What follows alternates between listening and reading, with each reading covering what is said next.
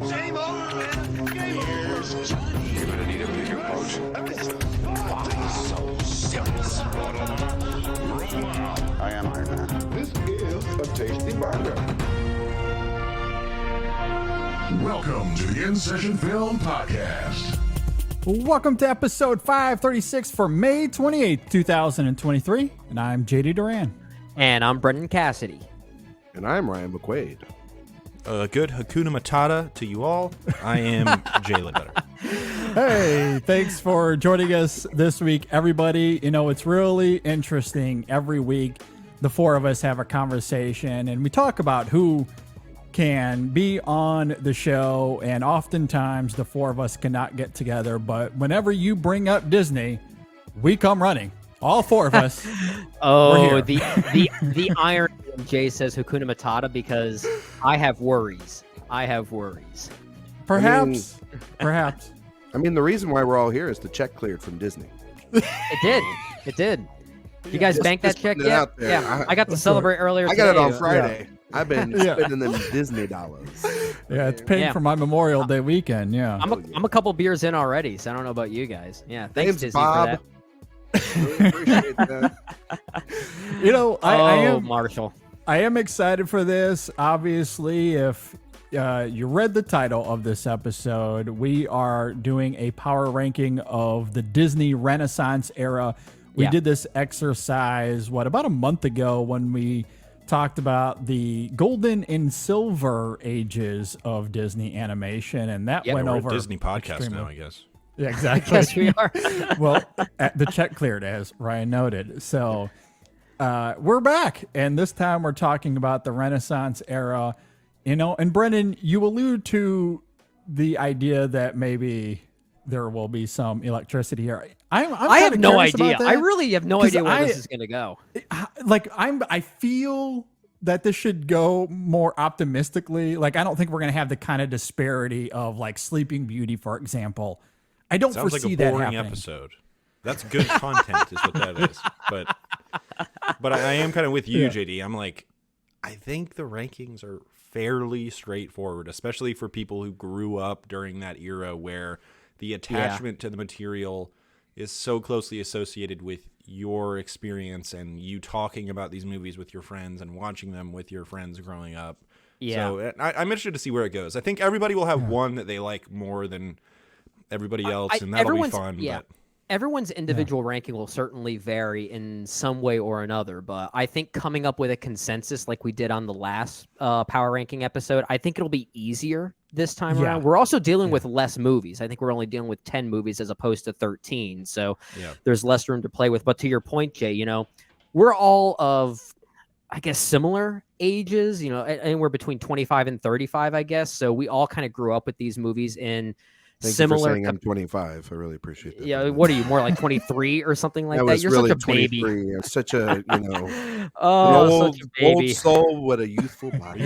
we are Renaissance children.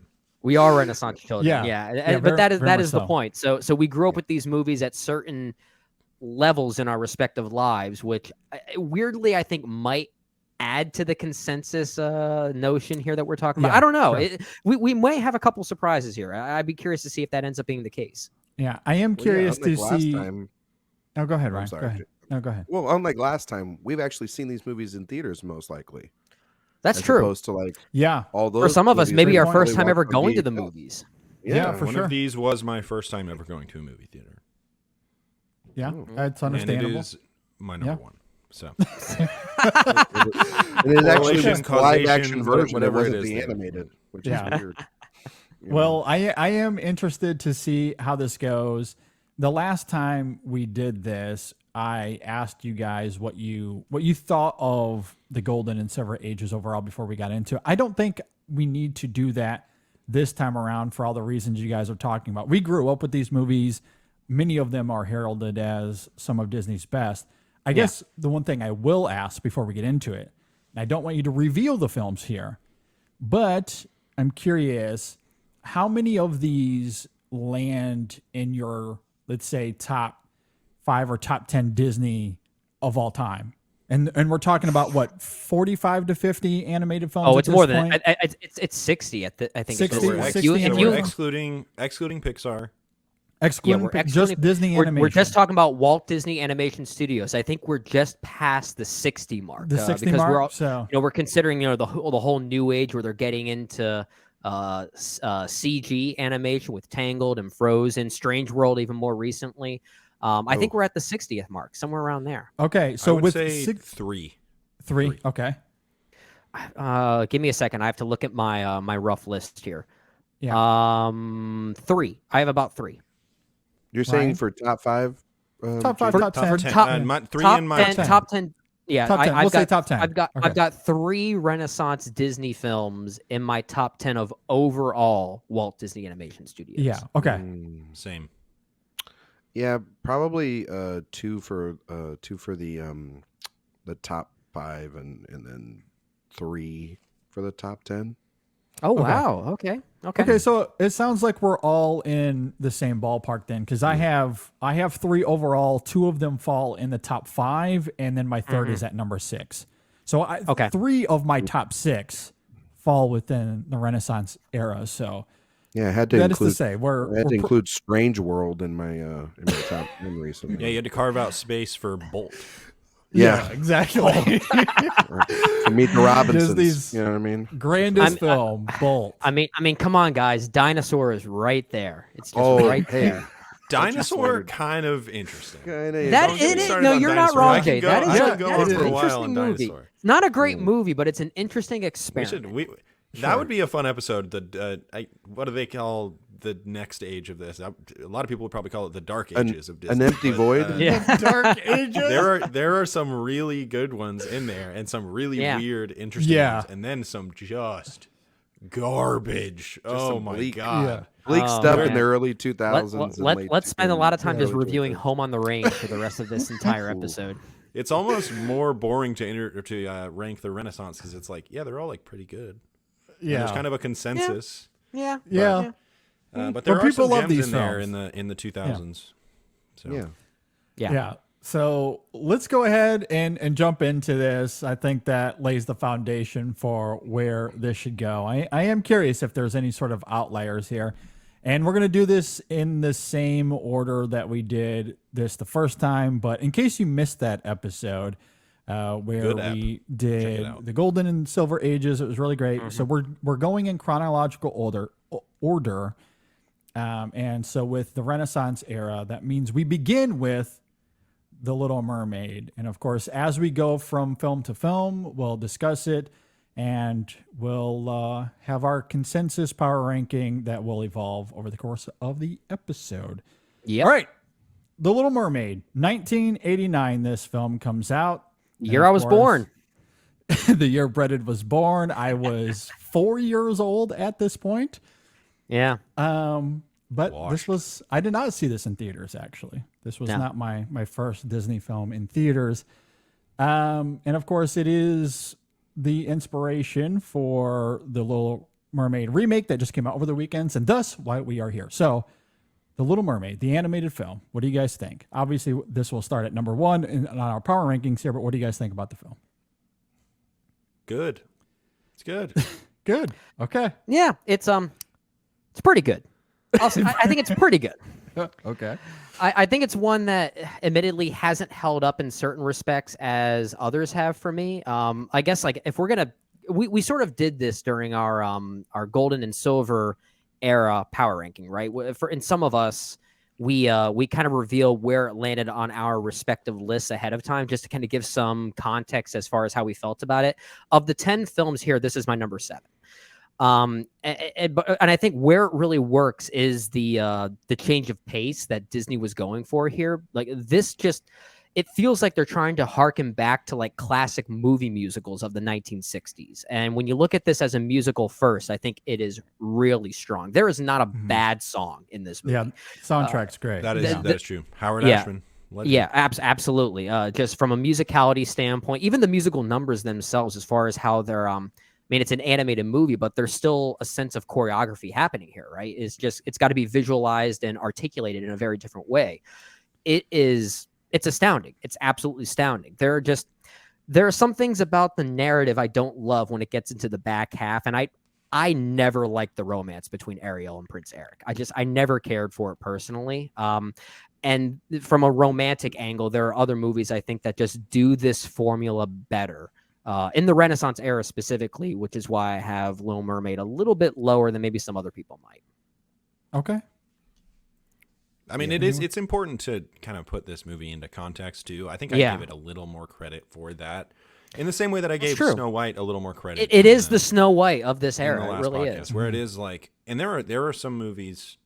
We're not talking about the, I don't know, what do they call the one before this? The Bronze Age? I don't know, but the era before this was kind of viewed as a really down period for Disney. There's some movies I really like, and I love The Fox and the Hound. Like. So good, so good. Wow, good movie. But this is the one that kind of brought them back to their something more similar to their glory days, and I do think you have to give a lot of that credit to the aforementioned Howard Ashman, who there's a great documentary on Disney Plus about him, his career, his life, his unfortunate passing. But the music here really is the strength of the film overall. Yeah, and. I think that lays a blueprint for what would go on over the course of the Disney Renaissance. And Ashman, like I said, passed away early. He was only involved in a few of these, but the few that he was involved in are some of the better ones. And he sort of established this new way of thinking with these films. So as far as this being kind of the jumping off point of this era, I think it's important. I think narratively, Brendan, you're right. I don't find it particularly compelling narratively or from a character perspective. But in kind of that superficial Disney, am I having a ball while I'm watching this movie and watching this great animation and listening to these great songs? Yeah, it really works for me. It's a great vibe. It's a great vibe. Yeah, great vibe. And a really important movie. So yeah, absolutely. Yeah, I've got it at a hard number 1 so far. Firmly number 1. So much to compete with thus far. Yeah. I think. Oh, go ahead, Ryan. Go ahead. No. Go ahead, JD. I was just gonna bounce off of what Jay was saying. I do think that part of why this film is so effective is the context in which it came out. You know, we noted this, you know, the last time we did this exercise, but it was back in 2020, 2021. We rewatched a bunch of these movies in chronological order, and man, that makes such a big difference, because aside from The Fox and the Hound, which is great, that is one of Disney's best, but a lot of the others 80s output, especially preceding The Little Mermaid, is mediocre at best. It's not very good. And then The Little Mermaid comes out. What else was there in there? There was like was it The Great Mouse Detective? The Black Cauldron. The Great Mouse Detective's kind of good though. Great Mouse Detective. Yeah, I kind of like the Great Mouse Detective. I like it overall. Oliver and Company was one that was kind of mediocre, I think. Yeah, I'm not super high on those three, but Great Mouse Detective is the best of those three for sure. Yeah. The Little Mermaid comes out though, and there's just no denying the prowess of it comparatively to those three films. Yeah, it was so different.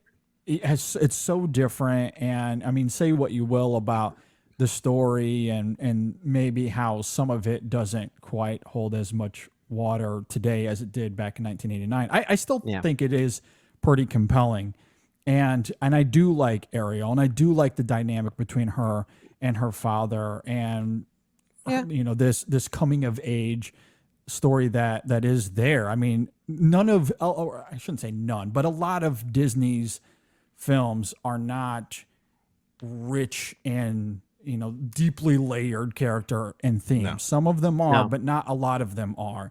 And so this film takes that simple formula, gives us characters that are at the very least compelling, and ups the ante in terms of that, you know, that magical vibe that you guys are talking about that often comes with Disney and the music and everything that we get here. Sure. So it doesn't quite have the nuance or the depth as some of these others we'll talk about, but it's a far cry from some of Disney's more mediocre or worse films. Oh yeah. So it's one that I'm still high on, even if it's, you know, I think it's number 6 on my ranking here, but it's a film I really do like. Yeah. it's a movie. You know what? I think I have it too high. Great analysis, Ryan.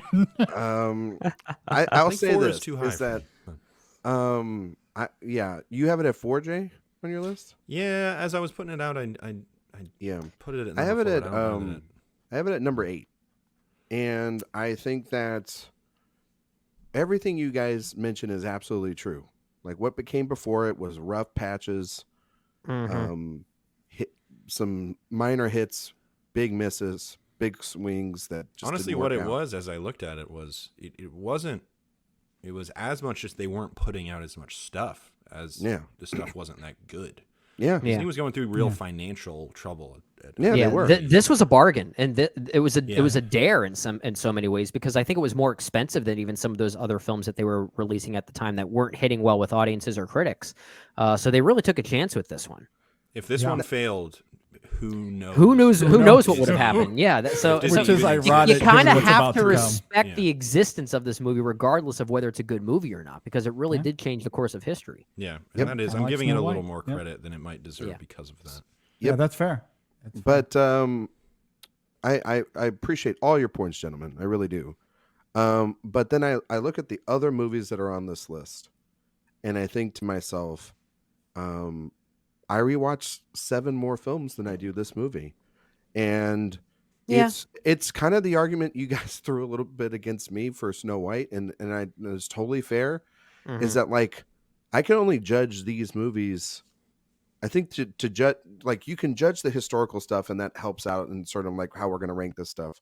Right. But then also too, I think about like the rewatchability factor. I think about the fact that, you know, you mentioned in the story stuff that I find tedious at times. I like the music just as much as anybody else, but also there are other movies here that have, I think, better music overall. Maybe. Than the Little Maybe. No. For me, Well, I yeah, think yeah. yes. Yeah. And no, maybe about that, Brendan. Maybe for Well, you, but for me, to be fair, yeah. like you have to at least admire Little Mermaid for being consistent throughout its entire musicality. There are right? some bangers. Correct. Yeah. There's some bangers in there. There's for some sure. bangers, but overall, I think there are other movies that found this new template or this old template that came back and were able to take more they advantage of perfected it. it. There's and there's also just movies that are better deeply emotionally that we'll talk about, that are also more of a breeze that we'll go through. They're just better crafted, in my opinion.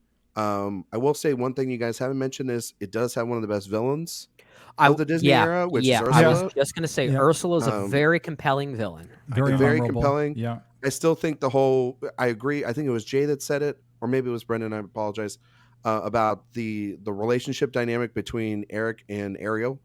I think that is. I don't like it. It's just I don't like it. I don't like Eric it still hasn't. It just really also it's still has kind of- never aged well. Of like, Kind of gross, actually. Like, I feel like her it's having to like there- give I up her mean, voice for all this. It's well, just a weird. I think it's don't kind like of it. contradictory. This is one of my biggest problems with the movie, is that there's this provocative idea that Ursula is compelling Ariel to try and win over this person by utilizing her quote unquote body language. And that's something that she actually says to her, which is actually like kind of ahead of its time when you say that, by basically utilizing her body language as a weapon of sorts. But by doing so, it kind of renders the romance here based on strictly flirtatiousness and physicality, and there's just something about there's just something about that I don't think that was the intent, but it weirdly collapses on itself, I think. So I it's just one of definitely those- don't just think one of that was those the intent. no, I don't think it outdated, was, but that's how it things. comes off. And I think part of that too is just the fact that I don't think Eric himself is all that interesting of a character. So maybe I find myself kind of honing in on those problems more than I potentially should. But again, like going back to Ursula, I think those ideas and the way that she's trying to provoke Ariel into utilizing her femininity as a weapon essentially is a really compelling idea. I just think the film fails to utilize that, whether it was its intent or not. It brings up the argument, so it kind of has to reckon with it in some way.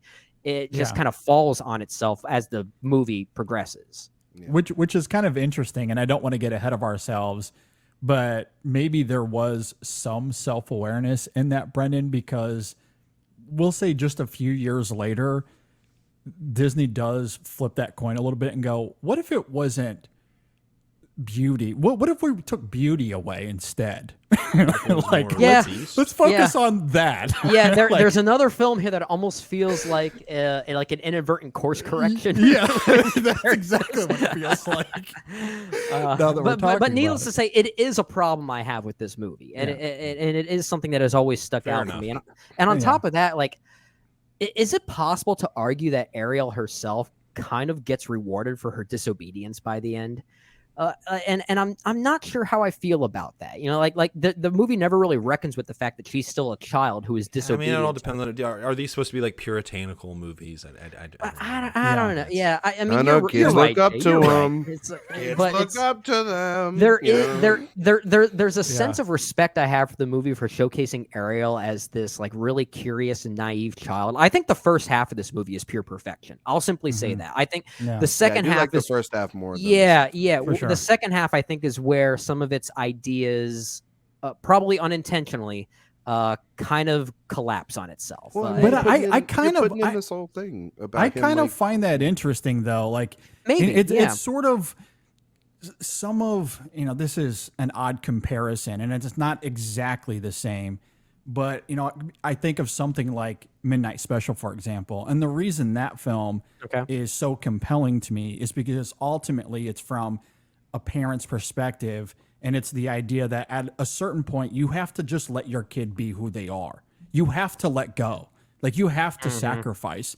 And in a, again, albeit subtle, it's certainly not direct, and there's not a lot of richness to it, but that kind of idea sort of applies to this film, and that her father is strict. He has these rules, and a byproduct of that is Ariel is not allowed to embrace her identity. Like, she can't be who she's meant to be because of those rules. And so her disobedience is it that on its own, or is it more of a, I want to embrace my identity, but these rules are holding me back? And when you talk about that allegorically in the society we live in now, I do think there's potency to that idea. There is. You're not wrong. You're not wrong. And so I kind of wish the film would have explored that a little bit further. To your point, that's the thing. Yeah, but again, it's like the Disney idea is films don't do potentially that, so. there. Very fairy tale. It is ultimately it's They're trying to get from point A to It's point B a- to point C without really challenging for sure. people, because they're trying to get people back on board with. But the that's the thing. Disney That's why the ideal. film feels as superficial as it does, Exactly. because it's meant to be a jumping off point for what could be improved on later. Exactly.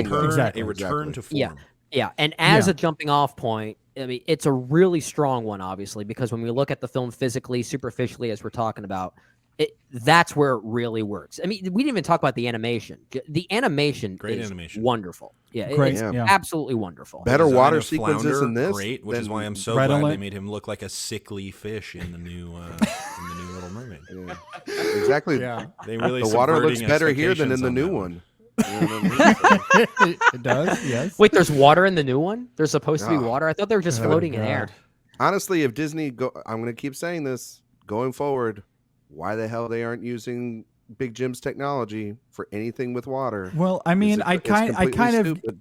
well, my best guess, and you're right, Ryan. Like the technology is there, and there really is no excuse There's for no Disney, who has gobs of money, to utilize a similar technology. But this is also a movie where they sing underwater. That can't be done with Big Jim's technology. How jarring would it be to go from Big Jim's technology to what you have to utilize here for them to sing underwater? I don't know how seamless that would be, which is It's probably almost why like they they didn't shouldn't use it. do it. And maybe that's to your point, Jay. Maybe JD, I that's know why they you- shouldn't do it at all. JD, I know you've seen it. I just everything I've seen, from the trailers to clips to everything, I sit there and I go, how in the hell was that $250 million? Because I Mostly went into the marketing, I'm sure. It's Craft got to be. services were crazy. I mean, it was all seafood.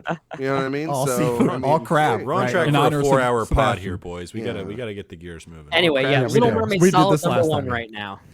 Yeah, but Still a good movie. Not my favorite of the Renaissance Yes. era, but still a good movie. it's kind of like what you guys said about Snow White. It kind of redefined the formula that they would tap into for later movies, and so they could add more richness to the stories and themes. they get better as Agreed. they go.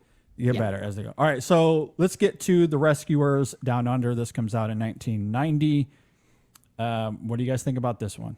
You know, for the longest time, it's not bad. It's fun. But for the longest time, I had no idea this was part of the Renaissance era. I always thought this came like a lot It of is people the do ultimate remember. outlier. It is the Yeah, ultimate yeah. outlier. It feels more in line with that 80s output we were alluding to just a few moments ago, right? I mean, I think it's certainly only part of the Renaissance because it happened to come out after Little Mermaid. which Sure. is kind of an interesting that's talking point. Yeah, because if this came out before The Little Mermaid, hypothetically speaking, we would not be considering it right now.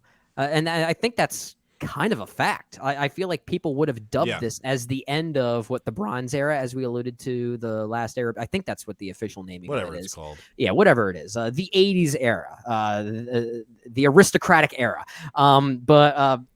This one is, it's fun. It's fun. I think it's slightly better than its predecessor because I think it's actually more of I a. do too. I think it actually takes advantage of what worked best about that Now, the predecessor, I think, actually had a pretty interesting sense of sadness to it that really made it interesting. I Yeah. just don't think it's that well told as a movie. I think this one is maybe a little bit better at tightening some of those constraints up. It's more of a fun, lighthearted adventure, more of a swashbuckler of sorts when compared to its predecessor. But it's fun. It's not one of my favorites of this Renaissance era, but I do think it's a pretty fun movie. Okay. Yeah, it's a good movie. I haven't seen it in a long time. That's why I put it a little bit lower. I have it at number 8 of these 10. I got it. I only have it at 9 just because of the fact that I don't remember a damn thing about it, other than when I was a kid, I liked it over the first one. But but I know that I had a good experience with it. I just can't remember a thing. At least with The Little Mermaid, I can remember the music and a lot of other things. That's fair. That's why That's it's fair. low, but it's only low because I just time. You guys, we talk about time a lot. We don't have enough of it. So I was not able to get. Ryan, you're bringing in the to, Wong Kar-wai series. I am Disney so Plus. depressed right now. Thanks, Ryan. Sorry, guys. I didn't. Maybe Nolan can. I feel tap like I'm in and gonna give us die more. now. I don't It's- know. Way to bring us down under, Ryan. Ayo. Speaking of time, I think I have spent. We talking This might about be Bumblebee the again? Disney Renaissance film I've watched the most. I This watched one? this Really? so much when I was growing up. I don't know why. That You makes just sense. have those VHSs that you watch on repeat. Yeah.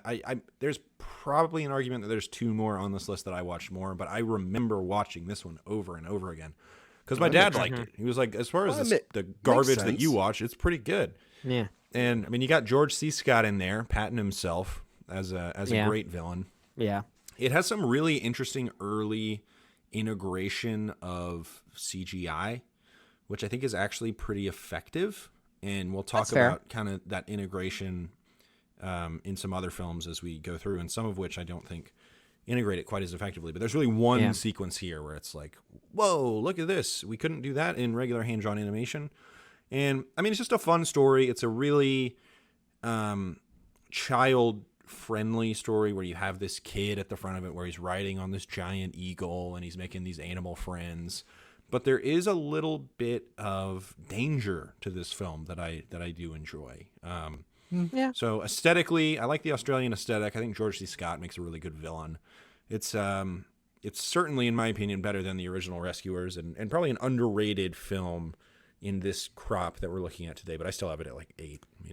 I mean, I'm not gonna, I feel like we're all going to be in that same camp as far as ranking it in the bottom 3 somewhere. It's a little low, but it's not like it's. It's apples and oranges. These Like, are we're good talking about movies. some good movies. Most of these are good. Yeah. There's one movie I would not consider good, but We'll get there. We'll get there. we'll get there. Well, we'll that's get the there. one Pop. that we're We'll get talking there. about next, I assume, Ryan. Ryan hates Oh, it. yeah. Totally. Next one that we're going to talk about is trash. Yeah, absolutely. Yeah, there are words I can't say on this podcast for bleep reasons. Disney will pull their funding if that's the case. Yeah, I need those sweet checks. Yeah, So Of course anyway. we do. Real quick, since, again, as we noted earlier, there might not be as much overall disparity on this show as it was the first time around. So I might as well inject some while we can, because I don't like this film. I don't think it's very good at all. Okay. Oh. Now, it is endearing in places, but I do think it's a far cry from its predecessor. It has a more compelling villain. I'll certainly give it that, but I think it's way more meandering and uneven. It devotes more time to two lizards trying to get out of a cage than it does its central characters. Maybe No, I I kind am. of like bit that. of- I kind of like that. It has Maybe I a little am bit of that underrating this. Cinderella thing to it, where it's not really about its its main characters. So the story on the whole, it lacks a little bit of an edge to me. That's fair. And, That's and, fair. and it decidedly does not want to aim for the same melancholy as its predecessor, which I really, really liked in that first one. So I don't like this film. I would say it's actively not good, but I do have it at number 9 here.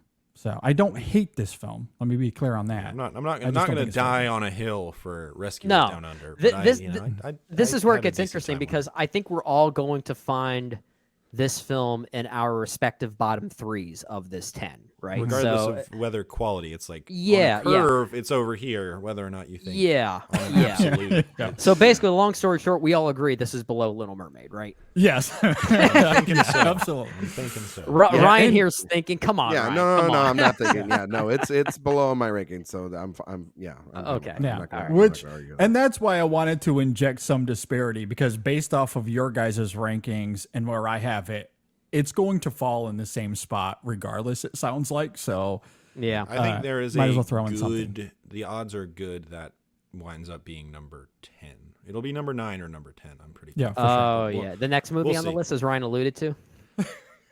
Yeah, it'll be this- right there with it at 9 or 10. Yeah. This is where Ryan pulls out the Pinocchio card here as we talk about the Beauty and the Beast.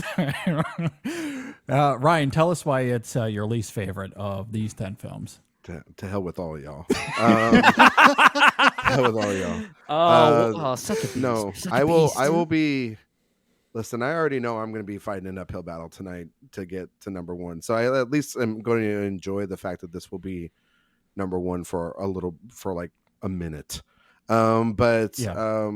I think that this is the best. I'm going to just say it. This is not just the best movie of the Disney Renaissance era. This is the best Disney movie ever made, in my opinion. Okay. It's to me a perfectly paced, perfectly executed, just great villain, wonderful romance, amazing side characters. The music is absolutely astonishing. It's got everything you want in a movie. Action, romance, humor. It was one of the first of these stupid remakes, and it's still it's one of the worst remakes ever. But I don't put that on a movie. It's not its fault that they had to try to recreate a masterpiece, and that's what it is. And everybody loves this movie, like boys, girls. You can find, I remember we all watched this as a kid, and there's not a thing about it that I don't love. I remember when I was a kid, we went on a school field trip and we got to see in the IMAX. It was wonderful. We got to go to, we all got as kids and we had to go downtown and see it on because they did a Broadway musical out of the film and expanded some songs, which was great. Again, it's one of those movies too that just, it's got that magic. And we talked about Little Mermaid, and yes, that one had to literally walk. So this movie could fly, essentially. Not because even this run, movie- fly. No. It's skipped. To hell with running. This movie Beastly flies. crawl. It's yeah. Yeah, I mean it's Galloped and it's like like a under 90 beast. minutes, which is perfect. So no one could ever say that it's too long.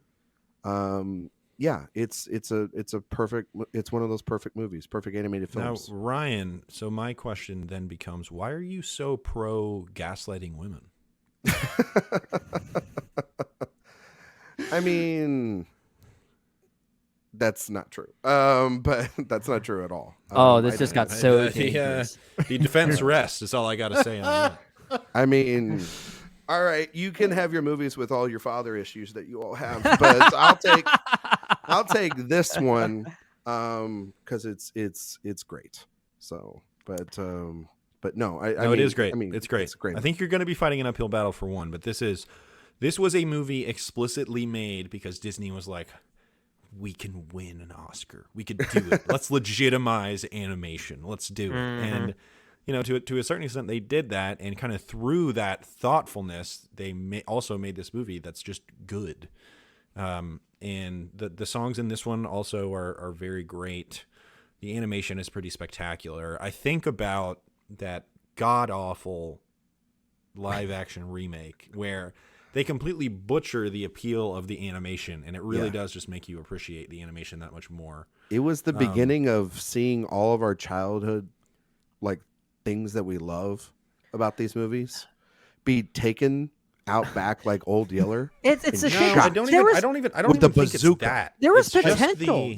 There was potential for that live action version. I agree. Because, Yeah. There was not. I there was know, like never- Kevin Kline is as genuinely Belle's awesome in father that film. is For the where 2 this minutes he's genuinely in, great. yeah, he's really great. interesting. You know No, what but I mean? it is the dawn of, not that we need to go down this rabbit hole. Lord knows we'll go down plenty, but I'm sure one day it we'll was get the down to dawn that of the ranking. 2 worst tendencies of those Disney live action remakes. One is addressing all of the problematic elements of the original animated films, and secondarily, it was trying to make the aesthetic of the films look realistic, where the Cogsworth had to look like a real just clock. kind of made it look drab. And Lumiere had to honestly. look just like a candelabra that you would pick up off. Just made it look creepy. Fundamentally misunderstands animation.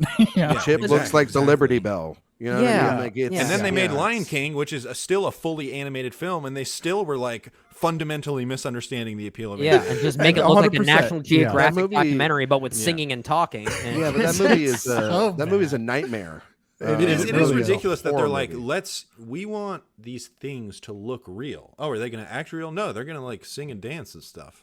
Are their mouths Yeah, gonna they don't move? treat it Barely. real at all. No, they don't. Okay. They don't. It's just a completely new lens for the movie that you've And already so it just seen. makes it look really. Well, I think the worst thing interesting. about that movie is then like, or the Beauty and the Beast one, not the Lion King, though they're both horrible. Is then like they start adding like this, like they do this time travel crap to the past about backstory. It's like, this is what I love See, about that's the this stuff movie. they try to fill in the blanks. Yeah, of the they try to original fill in movie. blanks. They It's fill in the worst blanks. thing- I don't It's know the that. worst But thing they those also movies try and do. fill in the blanks by just elongating scenes we already know about. And Yeah. it's But just, the- it just yeah, kind but of the thing about it purpose is a little like, bit.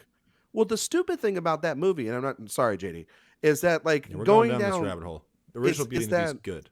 they already expanded this. It was called the Broadway musical, and that was such a hit that all they had to do was take all the music And from Beauty there. and the Beast 2, the direct-to-video sequel. Exactly. I assume Come it was on, called which, by the Belle's way- Revenge. Gotta tell you, the Beauty and the Beast, Belle's Revenge. It sounds amazing. like where it's like an evil organ, that and it's set around the Christmas stuff. It's a good movie. It's a good I- movie. I- Beauty think- and the Beast is very good. They started spending. You see them start to spend a little more money on celebrity names, which they're going to really start blowing out here in a movie. or Utilized two. well though, not in a distracting way, which a I lot think of yeah, yeah, yeah. Broadway It's not- talents and Yeah, you know yeah. I mean, Angela they got Lansbury great singing Beauty and the singers Beast. in Yeah, for the Oh, film, Lansbury. and the Oh my animation God. is very. It's a very elegant movie. And it's Yeah. really really good.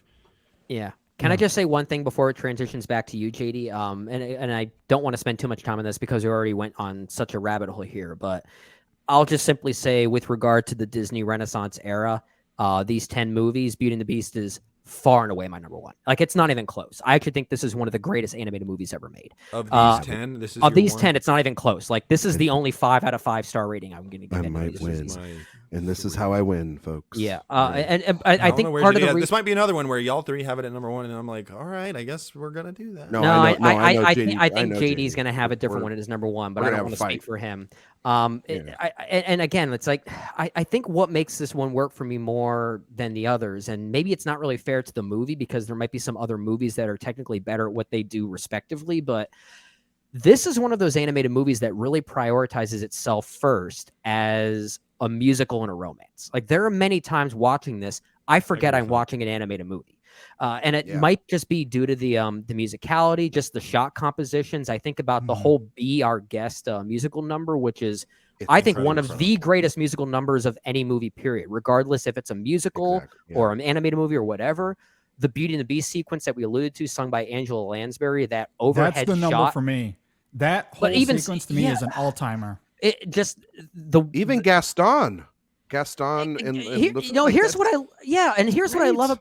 It's a great musical number, but here's what I love about Gaston as a villain. It's that it's so rare to find movie villains like this that are actually funny. Like that actually, he's really funny. And I love that. I think this film does a really good job kind of deconstructing the traditional norms that we see from Disney romances. Although what the early Renaissance films do so well, they have some iconic villains. Gaston being one of them, but Ursula, we're about to talk about two specifically. We are. I think fall into that category. Yeah. So. But I do think Beauty and the Beast is of its kind. I think it's a perfect movie. Like if I'm ranking all of Disney, all of Walt Disney Animation Studios specifically, these 60 whatever movies that they are, I'd probably put Beauty and the Beast at number 2, just behind Pinocchio. I like it that much. So whether it ends up at number 1 or not in our collective ranking, I don't know, because it depends on how that argument will be. But I'll try my best to fight for it. I really love it. I do think this is really great. I fully walked into this episode anticipating that this would be our collective number 1. It's not my number 1. Wow, it's interesting. I thought of a different movie that we were going to have as a collective. I figured it would be pretty easy for another film. I thought I'd be Gore Verbinski and be the Lone Ranger on this movie. No, see, I knew how you felt, Ryan. I knew how Brendan felt. Jay was a little bit of a mystery box to me.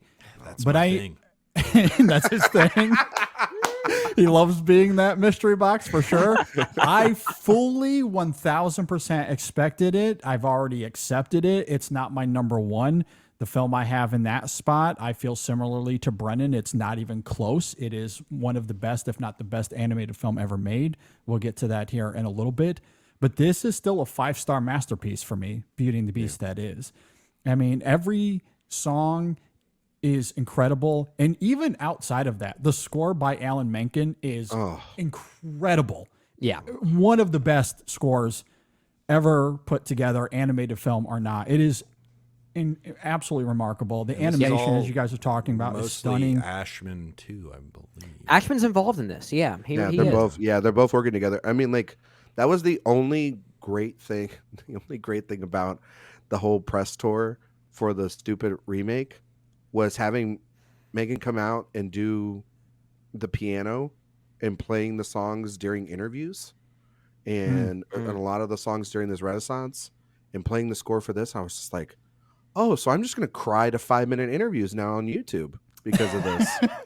It's hell with this movie. Really I'm gonna just cry because of this, because they're just, it's so, and they also I mean, like, it's such an iconic piece of now Disney's culture is this movie too. It's that yellow dress, that blue suit, dancing, and the fact that Belle herself is just kind of a normal person, right?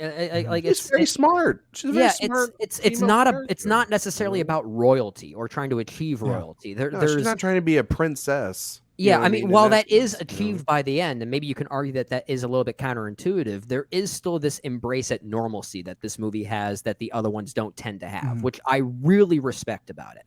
And Belle is my favorite Disney princess, if we're going to label her that. She's my favorite protagonist. Every character, we didn't even talk about this with The Little Mermaid, but from a character standpoint, The Little Mermaid really strives on its sidekicks. Like we talked Sebastian, Flounder, Scuttle, Ursula, we talked about her.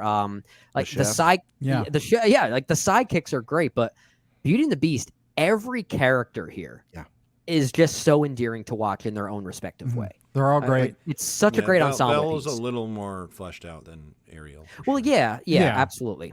Well, for she the has reasons books. we talked about earlier. Ariel. She's well read. Yeah, she's well read up. There's no denying she's a funny girl, that Belle. I do really love her as a character. And one other thing I want to mention, because you guys were talking about the animation earlier, and this is somewhat in relation to Gaston, and I do agree that he's a really great antagonist here. I think it's also important to remember that they get the look, the design, the animation of the Beast perfectly. Yeah. I agree. Because he needs to have that intimidating, you see the opposite of that nasty in the presence. live-action remake. Where they Which, not get again, the in design comparison of to that, they get horribly wrong. And yeah, I mean, because Beast has to come off as this intimidating figure that, you know, on its face, you know, Belle would want nothing to do with. And obviously that is such a foundational But there has element to the be film enough thematically. softness, yeah. Yes, which they of course then deconstruct over the film, as you Yeah. guys were talking about, and it's absolutely fantastic. So it's my number 2 on this list. It's not quite my number 1, but again, when this inevitably gonna end up becomes being number number 1 one. in this power ranking, I'm well, not going to have. regardless- I'm not gonna be too upset about it. I think we can already kind of predict this. I don't want to say what the other film is that you're alluding to, JD, that I'm sure you're also going to want to defend, Jay, but I think we're going to have the same top 2 when it comes to the end of this. Just like yeah. how they order, I'm not sure how that'll end up being. We'll I say have, that a walking different, I have in a here. different number 2, but whatever. Beauty and the Beast is my number Well- 3. I think well- it's very good. We'll see. We'll see about Okay. that. But speaking to JD's thing about the Beast design, and this is not topical to what we're talking about today, but exactly what you're talking about, JD, is why I think Stitch is like the greatest piece of animation design of all time, because he has to be scary and gross and adorable all at once. See, I don't like Stitch. I don't like Stitch. Well, you're a fool. I am a fool. I don't like Stitch. I rewatched that movie. I thought this guy's just a creepy little mongrel. I don't like him. That's a Okay, bad we'll take. get to that at the next power ranking. Next power ranking. Where I have, good. as much Stitch as I good, love the Jay. Right. filmmakers behind Lilo and Stitch, I don't care for that movie anymore. You're right, Yeah. Jay. Stitch good. Despicable. I know, this fool me, 5 right? times in the last 3 months. All right, well, let's get to the next one on the list, and that is Disney's Aladdin, which comes out in 1992, a year later. This is an interesting one for me because as a child, I did not love this film, and I can't really put a finger on it. I'm not exactly sure why. And then when we did the chronology rewatches a few years ago, I was incredibly surprised by how much I ended up loving Aladdin, which we can certainly get into. But I want to hear from you guys first. What do you think about Aladdin? Aladdin Great. rules. Will Smith knocked it out of the park. Yeah. Wrong Aladdin. 1992 Aladdin. I had a hunch No, Jay that was going to movie make some sucks. snarky comment there. That's why I just No. took a back seat waiting for that to happen. No, Aladdin slaps. And, Aladdin rocks. I'm talking it's my about number the 2. 90s one. It rules. Yeah, it's so good. I mean, Yeah. like another one of those. It just it's all the songs. The movie moves at such a consistent and hilarious pace. You have a moment here. This is a giant moment, not just in the in Disney within itself, but within the film industry itself. Robin Williams' performance being here, doing what he's doing. This is before Chris Pratt took over as Mario. This is It huge. is a groundbreaking right? moment in the history of film, weirdly. That's Yeah. what And it apparently is. it was so for better and worse. Well, it Yeah. was so like you have to respect it though. I mean, this just goes to show like, yeah, you're right, Jay, for better and for worse. But where it's for better is when you get an actor talented enough to know how to improvise, like Robin Williams knew how to do. Because apparently so much of his work here was improvised that the film was not even allowed to be submitted for best adapted screenplay at the Oscars because so much of it was. I think that's true. I mean, for That those of you listening, would maybe correct me on That this. sounds about right. No, Yeah. no, they apparently had like 120 hours of him just. Yeah, it's going so just like, going there's off. so Going to town. yeah. But it really is like animation, voiceover or not, it's still a performance, right? I think it is one of the best supporting actor performances of the entire decade. It I is agree. that good. It is that good. I have Aladdin at number 5 of this 10. And the reason why it's not higher for me is I just don't like Aladdin himself. I think he's boring. no. I think out of all of the leads for these movies, I think he's the worst one. I just don't find anything compelling about him. I don't like his voice performance. I don't like the way he handles himself. I love Jasmine. I love her as a character, but I just don't like him. I hate to use this word. I think he's dull. I think he's dull. Well then,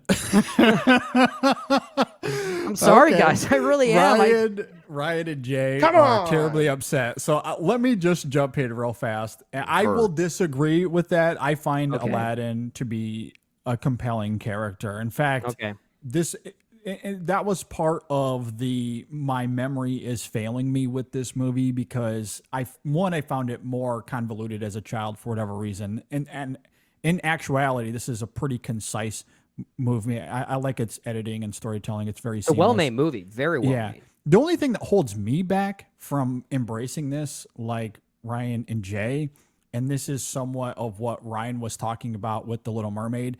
The music is great. I just don't love it as much as the films above it. That's really the only difference for me. I think this is the best soundtrack of all. Yeah, it's great. I don't like. quite I'm not agree. gonna. I think it is a great soundtrack, though. I'm not putting daggers into it and necessarily saying it's bad. I just simply love the music of the 3 films above it. For me, that's it. It really just comes down to that. It's not more complicated than that. But I have this at number 4. We're talking about one of the greatest, modern period of, if you want to call these musicals, even though they're animated, they're still musicals. They're still musicals. This for me, you go track for track. I think this stands up with every one of these films that we're going to talk about today. And it is Robin consistent. Williams of it all is a seismic shift. Absolutely. In kind of the history of cinema, and he is a knockout in this film. Absolutely. Anybody that hasn't kind of looked into the history of his involvement with this film and his relationship with Disney after he made this film, it's very fascinating to read into. He was not a fan of Disney after he made this, but which is interesting. There were 2 direct-to-video sequels for this, right? And he returned for at least one of them. returned for the third one, which is a good movie. I like. It's actually not bad. Aladdin and the King of Thieves, I think it's called. The King of Thieves. Yeah. Yeah. All they had to do was give him a Picasso painting, and he was like, "Okay, I'll come back." But see, there you go. All you need is Robin Williams, and you get a good Aladdin movie. Yeah, truly, that really is He's the case. such a And big I don't piece of even it, I don't even yeah. disagree with you, Brendan, that Aladdin is not the most compelling protagonist of these films by a long stretch, but being the least interesting character in a film full of incredible characters is only a small ding. I get, at yeah. worst, as far as I'm concerned. I guess that's the difference because when there's a movie that revolves around a certain character who I don't find interesting, I guess I put a little bit more stock into that criticism than you do right there, and that's maybe our disparity. But I guess to find a lot of things that we do agree on, the musicality here I think is great. We didn't really talk much about the animation yet, but this is where Disney was really starting to incorporate a lot more CGI into the animation style here, and a lot of the flying sequences, while maybe a little dated at times, they're so well edited and so well constructed that I almost want to see a 3D release of this and try and experience it in that way. There is a literal thrill ride aspect to some of the magic carpet ride scenes that there's a great I really do urgency to the respect. film, too. Absolutely. And I will say this, while it's not one of my favorites of the Renaissance era, I think the argument could be made that it's maybe the best edited of any of these films. It's very well edited. I I do agree with that. Yeah. I think from that standpoint, it's really good. And what I love about it too is it does have a sincere sense of like danger at certain points where it does get it starts to verge on scary, certainly from a child's perspective. And this is Clements and Musker, the same directors who did Little Mermaid and they did Hercules. If there is a set of auteurs for this era, it's probably them. And I think this is undeniably their best entry during the Disney Renaissance. And just Jafar as well, who we haven't even mentioned. Yes. Pretty compelling villain. Very memorable. Iconic villain. Yeah. Pretty compelling. Yeah. I got. But again, a villain that Disney is not afraid to make kind of funny and kind of a doofus. No, yeah, at times. he's very he is very much in the vein of a Scar that we're going to see, where he's very theatrical and but he still kind of has like. and- He doesn't look like a Gaston, but he still kind of carries some of the mannerisms where he's like, all sharp angles. Yeah. And then you have and then you counter that with Iago, and you have this really almost this almost like odd couple Gilbert kind Gottfried, of, man. who's like, that's the thing, is like Gilbert Gottfried's so funny in this movie, and we kind of forget about that because of the fact that there's this Titanic performance from Robin Williams also in this picture as well. Yeah. This movie is number 2 on my list. I think that this movie is as great as all we're talking about, the music and the the theatricality, the editing, which I agree with you, JD and Brendan. The movie is impeccably edited and whatnot. It's a comedy through and through. Like it's a slapstick, funny comedy that just from the get go, Certainly this when rags Robin to riches Williams sort of is story. I mean, when Robin Williams comes in here, this movie is a joke a minute. You have to watch this so many Focus times. The second, rewatch. Ryan. He talks really fast. And it's got, it's really it's fast. got weird meta references too. It's where so- he does, it's- like I mean- Jack Yeah. Nicholson impressions and Yeah, it's- it is. Marlon Brando is in this movie. It is a wild tapestry of a movie that like you have to, when you're talking about rewatchability factor, you have to watch this a ton in order to get all of the jokes and references, and even still you might not. I think the Aladdin character and the story and the sort of he's the street rat, but he's very but he's got visions of a different life and everything. I think he's really compelling, and I think especially when he's with Jasmine and their sort of dichotomy He of also looks like Tom Cruise. he does kind of look like Tom I do want to Cruise. see Tom Cruise ride a But- magic carpet now. But no, well, I mean, that's the last stunt in Mission Impossible 8. What are you talking about? No, I think that like they provide such a good balance between the two of them, while all these other characters are so over the top and flamboyant and hilarious and everything. They ground the movie, their central relationship, and Clements and Musker, they rule, and this is their best film. So like I can't ignore those guys. I will at least say, I'm sorry. Go ahead, JD. I just wanted to say real fast. It's interesting. I got two thoughts here, real quick. One, you were talking about the humor of this film, and tethering that back to the editing of this film that we mentioned. I think this film could have the moniker for best edited animated film simply because of what we mentioned, 120 hours of Robin Williams. Like a Malick how do you film. edit you find that it down? You find it in the edit. Like it's unbelievable. Like and somehow find like a consistent narrative and an arc. Yeah, exactly. That's it. Yeah, it's one thing to just edit what you need for the character, but then to make it work for this story and have the humor land like that is a masterclass in and of itself. But I also wanted to know as well, as funny as this film is, I also think its tender qualities are really great, especially with what we get at the end and what we see with the aforementioned genie. And as hilarious as he is, like when he is freed at the end, there's a poignancy to that is also very effective. Yeah, and I think a lot of that is because of Jasmine. And I love that Disney was not afraid to give that character more agency than we maybe would have expected from a movie like this. I think we often criticize Disney, whether it be the Renaissance era, the Golden era, the Silver era, whatever, for kind of being stuck in their traditional norms. I do think Aladdin is one of those films that's able to kind of get around that. And a lot of that is really because of Jasmine, the fact that she does have some agency. And I think the way that this film concludes from a romantic standpoint it's a good one. I do think it's a good one because it's ultimately her choice, right? So, and a lot of that too is just her spunk, if you want to call it that. I think that she has a lot of personality. So if there's anything about the romance that really works for me, I feel like Jasmine herself is kind of doing a lot of the heavy lifting, but it's enough heavy lifting that I was still, I feel like I'm being harder on this film just because I don't like the character of Aladdin, which is why Beat it up, why don't you?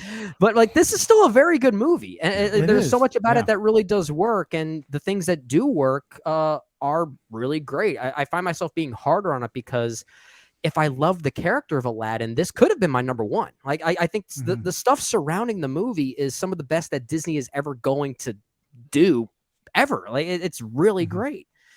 So regarding the power ranking, this sits at number 2 currently. Slotted in it too. Yep. Slotted in it too. Yeah, between the 4 we've talked about, I'm fine with putting this at number 2 thus far. Okay, let's jump to 1994's The Lion King, and I'm gonna kind of kick off this conversation here.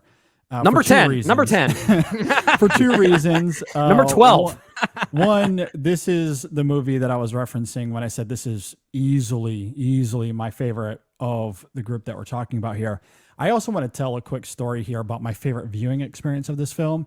Okay. And I will absolutely do my best to do this without the hashtag JD Oh my tears, God! but I JD can tears, are already they coming? feel it, so we'll see how it goes. But JD tears on video. on video. Has this happened before? On HD. On the record. Where are the 3D glasses? We need them splashing the screen and everything. I know. No, make I want this a 4D. 4D, The 4D experience. You want to Where taste the those tears too? just spit right in your Yeah. face. You want to smell them and everything? Get all the senses tingling? So Anyway, go ahead, JD. a little bit of context kind of leading up to the hashtag JD Tears, if you will, because this was one of the first films, or one of the first Disney films anyway, I should say, not my first film, but one of my first Disney films that I saw in theaters. I didn't really quite see the other ones in theaters, but I did see this one, and I remember it like it was yesterday because it scarred me, for the lack of a better term. And it stuck with me, all the way through adulthood. I didn't really watch it as much as a child, though, because of its emotional prowess. However, fast forward to 2018, I believe it is, 2019 maybe. Sam, my son, he's like 4 years old, 4 or 5. He might have been 5 at this point. Okay. And it was my birthday. So I come home from work. It is my birthday. And he has surprised me by setting up this home theater for us to watch a movie. So he had taken all of the furniture in our house. Yeah. This is just unfair. It could have been... Well, there's no... You can stop talking now. This is number one now. It's like there's no way you... But again, like, if he had said, Daddy, I set this up so that we could watch Green Book, you'd be like, Green Book, ultimate masterpiece. I mean, you're not wrong right that this certainly adds playing the kid to... card. This is wrong. It certainly adds to your overall feelings of the film for sure. There's no denying that. However... I had come home, he had set up the furniture, and this is the movie that he had decided to watch. Now, at that time, I hadn't seen The Lion King in years, probably since I was a child. But this is the one that he had been watching, and this is the one he wanted to see. So we set everything, up in the living room. We made some popcorn. We go to sit down and watch it. And you get, I'm pretty much losing it early on because there's a couple of great scenes between Mufasa and Simba, in that first 20 minutes for sure. Like when he's angry with Simba because him and Nala went off and he's got to teach him a lesson and they're having that conversation in the night sky. Like that in and of itself certainly floored me. But when you get to Mufasa's death, I literally had to leave the room. Like I could not experience that moment given the context of that is ingrained in every 90s kid's it's brain. and that was my first time experiencing it as a father on this side of adulthood. And then to have that experience on my birthday with my son kind of putting on this show for me, if you will. Like Hans Zimmer score blasting in the background. Hans Zimmer score, like everything about it became so like this was already a film I love. It was already one of my favorite animated films, and then to have this profound transcendent experience helped tap into those themes and those emotions and just the raw nature of this story. A child losing his father right in front of him. It's bold storytelling. Granted, it's coming from, it's Shakespeare. It's coming from Hamlet. There's nothing new about the story, but it is something that children watching this would not have experienced up until this is their first time. This is their Hamlet, right? Absolutely, and the emotions are so biting and visceral. That getting to experiencing it in the theaters as a child, getting to have that, and then fast forward to adulthood as a father, getting to see the other side of that, like those two experiences for me, there's just nothing to me that ever I don't think will ever top it. So for me, The Lion King, and I'm barely scratching the surface as to why I love this film. You can get into the animation, the characters, the songs, all of that. But there's not a more bold film in Disney's canon, more emotionally biting. To me, this is just a profound experience. Like I said, easily my number one here. This is my number one as well. I will go ahead and get that out of the way. This was I the thought first film that I saw in a movie theater. I don't remember it. I was 3, but this film from every perspective. From the perspective of, I think this is the most emotionally potent of these films that we'll talk about today. I think this is the most entertaining film that we'll talk about today. I think it is the best animated film we will talk about today. You talk about CGI integration. There is no better example of that integration than the Stampede sequence in this movie. Yeah. This is easily the most cinematic of any of these movies we're going to talk about. I'd say out of all of these, this reminds me most of what Hollywood was doing with movies like Ben-Hur or Lawrence of Arabia. Like it is an epic in that way. It is an scale. epic. Yeah, and it's not like the movie only works because of that scale. There's so much about it that really does, but that sense of scale just makes it stand out that you almost feel like enveloped by it. Like the movie just takes you and it doesn't let go. And I do love that. And it does eventually, become this kind of travelogue movie where we're meeting new characters, and obviously two of those characters are Timon and Pumbaa, who are just Rosencrantz and legends. Guildenstern. We have no chance but to stand those two legends. Speaking of Rosencrantz and Guildenstern, have you seen Lion King 1.5? Yes, that is yes, and literally a Rosencrantz and Guildenstern. Story. It's not credited to Tom Stoppard if I'm not mistaken, but it's essentially Rosencrantz and Guildenstern Are Dead, which is his play that he wrote that was eventually based, or there was a movie that I think was adapted from that with Gary Oldman and Tim Roth, if I'm not mistaken. But it was the story of Hamlet from their perspective, and that's essentially what 1.5 that's is. exactly what Lion King 1.5 is. Yeah, it's a. Yeah, I mean they're great, obviously, and this is where you start to see them trickle in some of the more famous voices. You have Jeremy Irons just absolutely going to town so good on that dialogue as Scar. Yeah. Nathan Lane obviously as Timon, and if there's one ding you can give to this film, it is that the first half is better than the second half. And I think that is not that I don't dislike the second half. Yeah. But when he becomes an adult, the film loses half an ounce of steam. Yep.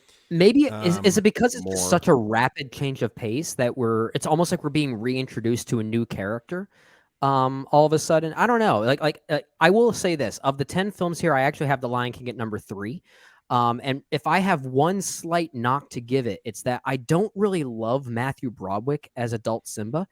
And again, I don't know if that's his vocal He's just performance. not given that much fan. to do. I think that might be it. Maybe it's just the rapid growth that we see, that there's not enough of a transition for me to really latch on to that newly developed character that we see. But the film is still good enough to not lose any of those pre-established themes and emotions that the first half presents. There is still a consistency from a narrative standpoint that I have to give the film a lot of credit, that even despite me not loving a particular element in the second half, the film as a whole still absolutely works. For sure. And if anyone wants to say, like to your point, JD, that this is perhaps the greatest animated movie ever made, I can't push back on that much, because when you look at the qualities of what makes a great animated movie, whether it be a musical like this or just as an animated movie, I mean, this is one of the best looking movies ever made. This is one of the best sonic experiences ever made. And a lot of that is because of Hans Zimmer and Elton John and Tim Rice. This still might be Zimmer's best score. It's possible. It really might be. It really might be. He's got a lot of them. Yeah, like He's just got some bangers. but Yes. still, like as a bangers, sonically speaking, this is one of the greatest movies ever made.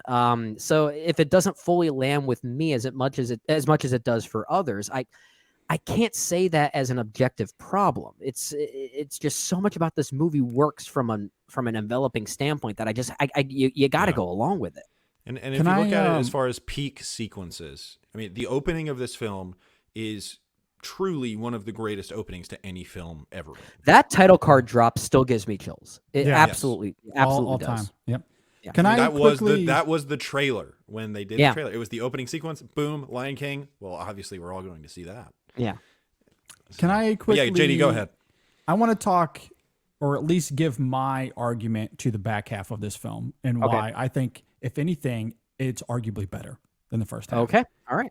At least emotionally and thematically, there's It's an going to take a argument to be lot made. of convincing, but I'm here for it. Okay.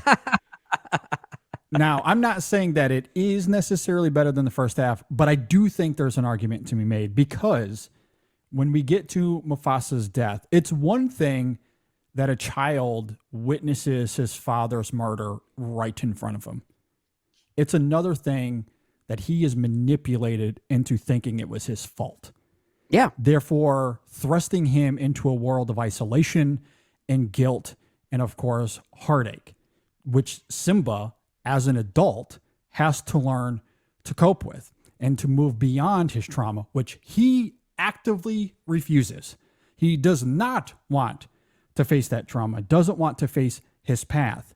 The whole second half of the film is devoted to his growth as a character and realizing the truth, facing that truth, facing that heartache. And the only way for him to actually grow, for him to embrace his identity, especially as king, he has to face that heartache. He has to face that truth and realize that it was not his fault. The whole second half of the film is devoted to that. So as great as the first half is from an animation standpoint or from even a storytelling standpoint, from a thematic and emotional standpoint, the second half of the film adds a whole new level to the film, a whole different trajectory that I think is fantastic. So when you get to that moment where Simba talks to Mufasa in the sky, it is just as emotionally enthralling as what we saw earlier in the film. All-time scene. And then we get to all the stuff at the end, which I think is great from a dramatic point of view, from an action perspective, an animation perspective.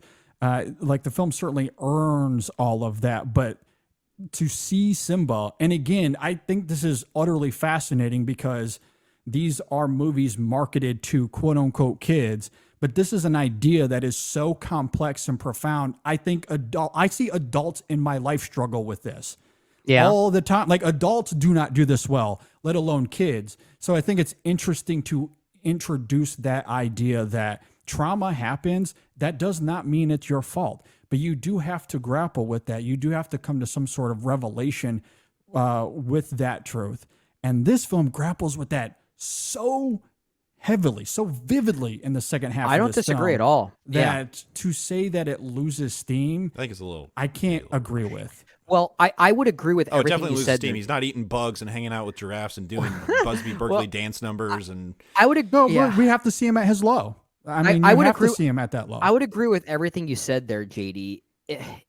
If I felt like Matthew Broderick's vocal performance conveyed those things better, and I don't think he fully gets there. it's not nearly as compelling to watch. Well, I don't even know about that. Like, I think the fact that it's not as compelling to watch is kind of the point. Like the fact that, like, to your point, JD, I think that kind of couples with it's that. ugly. I don't think it is meant to be pretty. The problem I that have is is an ugly truth to No, deal I'm with. not. I'm saying to take in, not necessarily aesthetically. Yeah, I feel like Broderick is bored sure. the entire time. I don't like his vocal performance, and anytime that there are moments of real emotionality, like you're talking about, it's another character doing the heavy lifting for Simba.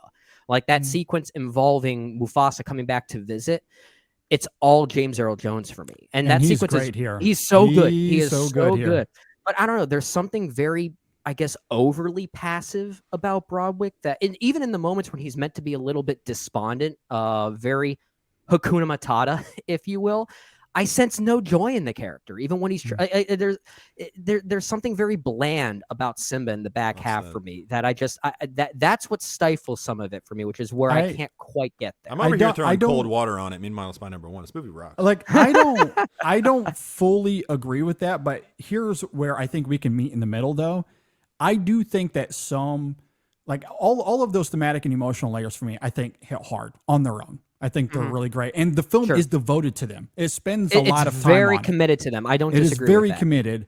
I will say though, performatively, I'm not going to sit here and say that he gives the best performance of the film. I think he's effective enough, but to your point again, where we can meet in the middle, I do think the animation itself, like some of the best moments of Simba, are some of that stoicism or some of him reacting to. There's a surrounding vibe that might do a lot of the work for us. Yeah, like when he's looking into the sky, when he sees his face in the water. Or Hans Zimmer doing a lot of the work. Or Hans Zimmer certainly helping out a lot of that too. Yeah, like everything kind of comes together to, I guess, emphasize that emotion and all those themes more so than the performance. I do agree the performance isn't doing the heavy lifting. It's kind Ryan's of been around mysteriously quiet. I was going to say, Ryan, why is your least favorite Disney movie of all time?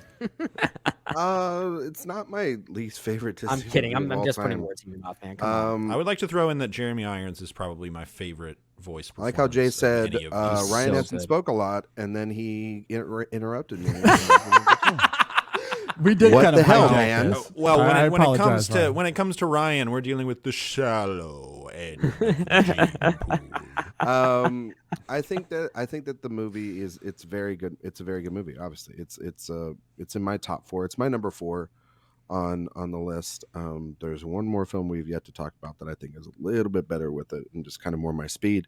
I think that listen, we've thrown a lot of hyperbole around here tonight, and obviously there's things that mean a lot to us emotionally. Greatest animated film of all time. I don't know if I can say that. I There's don't a think lot it's really good, though. disingenuous to say It's that. so though. it's so good. It's though. not out of the realm of know, possibility at all. I mean, I see. You might here's- disagree with that. Watch This that is- opening that- sequence. it's not- Watch the I mean, yeah, like, stampede yeah. sequence. This is It's the thing I hear all the undeniable. time, and I read about online. It's like I don't think that this is the greatest animated film of all time. There are countless Okay. other films I don't either. from Disney that I talked about tonight. There's Pixar films. There's But Studio does that Ghibli make it films. disingenuous There for are- someone else to think that it is? That's the thing. I think that the consensus is that this is the greatest animated film of all time by the majority of people. I can see why and, that is. And I am I don't on know the if I outside. agree with that. I think it's why Oh, people I go don't see that. online. I don't see this that. is if we did a poll, this would win that poll by a landslide. And if you said that it was no, the number by one, a poll of whom? if you said this film Yeah, that's a on good this point. list of these movies, which one is the greatest of all time? With which audience? This- People walking down the street? Everyone would say so. I Not think that movie this is the most critics. popular. All right, let's do some easily marketing the here. most- Let's try and fact check this. We'll be back to you in a couple weeks. The most popular, one of the most popular Disney films, if not films of all time. Like it from Yeah, I don't disagree with a that. I'm saying if cinematic- you polled movie critics, it would not be the number 1 rated animated film of all time. Yeah, but I mean, but if you're just talking about people in general, overwhelming opinion would be that, and that's what I'm talking about, not just online, because clearly it would be like some French film from 1942 that was like done This would- by I mean, pencils this that would- we've this never would even certainly heard be about. It'll be the a triplets of contender. Belleville at number 1. Yeah, it's And- like and what the maybe hell? that's why You know I what don't mean? see it, because I spend so much time on film Twitter and You know in the what I mean? critic So sphere I that think this that film is people- never brought up people in those absolutely circles. love this movie, and I get that, and I love it too. I think that you guys have kind of hit all the points that need to be made. Like it's got a great villain, songs are great. It's the score is absolutely fantastic. I would not say it's Hans Zimmer's greatest score because I would need to go and look through his entire filmography, which You'd is probably say Interstellar. It's you up there. buffoon. Interstellar. I mean, Interstellar's an Interstellar amazing Interstellar score, is though. up there, Jay. It is an immaculate score. Don't Thin even Red Line don't- or JD literally this just said for it, me. and he has a ton of problems with that film. So don't even. I don't like the movie either, and I love the score for it. Exactly. I like the Score part where is I like the part where he incredible. gets the Yeah. organ and goes. No, he doesn't do that. No. Actually, he does not do that in He Interstellar. really There's- does it. It's the, Jay- that's Jay, the one okay. film Jay he just does dunking it. on Let, himself let, for a let your movie he cynicism hasn't go. even That seen is since, not like, the Interstellar. 20 That's more Inception, but that is whatever. not Interstellar at all. No, Yeah, I'm not saying Inception, actually yeah, it's definitely Brahms, but there's a Inception. lot of long-held organ chords. Not really. Not really. There are some, but there's like there's a lot of chord progressions happening there. there's a lot of more complexity to that score. It's a Yeah. fantastic score. That was a good score. I just like Um, throwing shade at Interstellar whenever I can around here. That's more it. Yeah. I don't you love can, the you movie can keep either. doing it all you want for all these years and whatnot. It's still I rewatched that movie recently. It made me cry. I love that movie. Oh, you're cute. so- that's sweet. Why? Because it kept going. I wish it kept going. It's a great movie. Again, you can say whatever you want, Jay. I don't give a shit. I don't give a shit. Okay. all All right. right. Let's get this going. So I will just say though that I agree. I think the first half of this movie is all timer. I mean, it's just moving at a pace that is just I don't think that it is able to sustain. I think the ending is like emotionally, JD. I agree with you. I think the ending is incredible, but just there's something about it. I wouldn't even say thematically, just way the certain scenes are cut and certain things are put in there, and a lot of the side character stuff. When it all starts coming together, it doesn't formulate perfectly. It doesn't always stick all the way with everything that's going on there, but definitely with Simba and especially with Scar towards the end of the film, I think that it really solidifies at least that portion, let alone like the battle sequences or the side characters or, getting Zazu out of there, all those little other things. I'm like, I don't care about any of that shit. So I think that, but I do agree with you. I think that emotionally speaking, the maturity of Simba as a character, it's very interesting. I do agree with Brendan. I think like the vocal performance by Matthew Broderick is weak. And I think that James Earl Jones is great. I can't get out of my head the fact that he's like, he did the 2019 version then too. I can't He was ever like get the that worst out of my part head. about that. And it was like, why did you do this to this poor man? Because he gave arguably like another iconic voice performance, and then you just wanted to do it It's again. like do it again, but don't Just care about it. Yeah, but don't care about it. Less energy, Jim. Less Yeah. energy. It's like, you know what? Yeah. Just Do enough to it make in us money. between. Just get the job done. You know what? You can do your dialogue while you're watching a basketball game, and in between the commercials, you can record. That's it. exactly how it feels. That's Yeah. exactly how it does. feels. It really does. Everybody in that movie, that's how it feels. Anyway, no, I just and yes, the music is incredible. I mean, you have me at Elton John and Tim Rice, who are doing fantastic work here, and and that opening sequence, it's right up there too with the opening sequence of Beauty and the Beast for me, where that one's more simplistic. This one is definitely more epic and bombastic, and sort of the way of like you're showing an entire continent and everything being born, and it's kind of hard the first half of the film in its epicness and its setup, building all this up to those deeply emotional, like the Stampede moment, which is an all-timer. It's hard to kind of get to those same levels of those beats. So it's not to say that it doesn't ever get there or is a bad movie or anything. I just think that it's not as smooth of a ride in the second half as the first half is, as opposed to something like Beauty and the Beast, where that movie, it is consistently high the entire time. And for me, I don't have a single thing in that movie where I'm like, man, if you could tweak this little part or maybe get this out of here or whatnot, then that would make it a perfect movie for me. Yeah, At least for and, me. I But disagree. I'm but talking okay. about a movie that's at like number 4 on my list. But we're also talking You know about a what I mean? movie that I think we're talking about splitting hairs here, Yeah, right? Because I'm we kind of split- have to be like. I mean, it's a 4.5 out of 5-star movie. For We're me. talking about a movie that is You know still what I probably mean? one of the top 5 best movies of 1994, right? I mean, Yeah. that's it's so. Ooh. And that's a good year. That is a Let me good look. year. Good year. I'm looking. I got the list. I got it on No, my at the Xbox, very so least, I it's- could say right now this would at I'm just least be in curious. my You got top me 10 of the performing year. there. Yeah, this is It's easily definitely my in top 5 it's of that definitely year. it's in the 20 for me. So regardless of where we place it, we're still talking about one of the best films of its respective year. We're just splitting hairs because it's competing with some of the most iconic Compelling animated podcast. movies ever made that we is grew up a with. good year. Holy That's a moly. very good It was a year great for year, film. yeah. And A good look, year like, did not come out that year. I think it came out 2007. Russell Yeah. Crowe, but you're correct. Jay. It was 1994 is a good. That is in my 5, probably right at 5. At any rate, like I can understand because you're right, Brendan. We have to split hairs when we're talking about films of this magnitude. I will simply die on the hill, though. Whether you don't have to agree, but I don't think it's disingenuous, given the daring, provocative ideas and execution of this film, that to say that it's the best animated film of all time. There's nothing weird or out of totally bounds valid. about that. Yeah. I think it's a very valid thought to have. I think the hard part now is where do we place it between the 4 of us? I think this is where it gets hard. challenging here. I think, based on the 'Cause we're split- consensus, we're it split feels 2-2, like right? It feels like number 2 to me.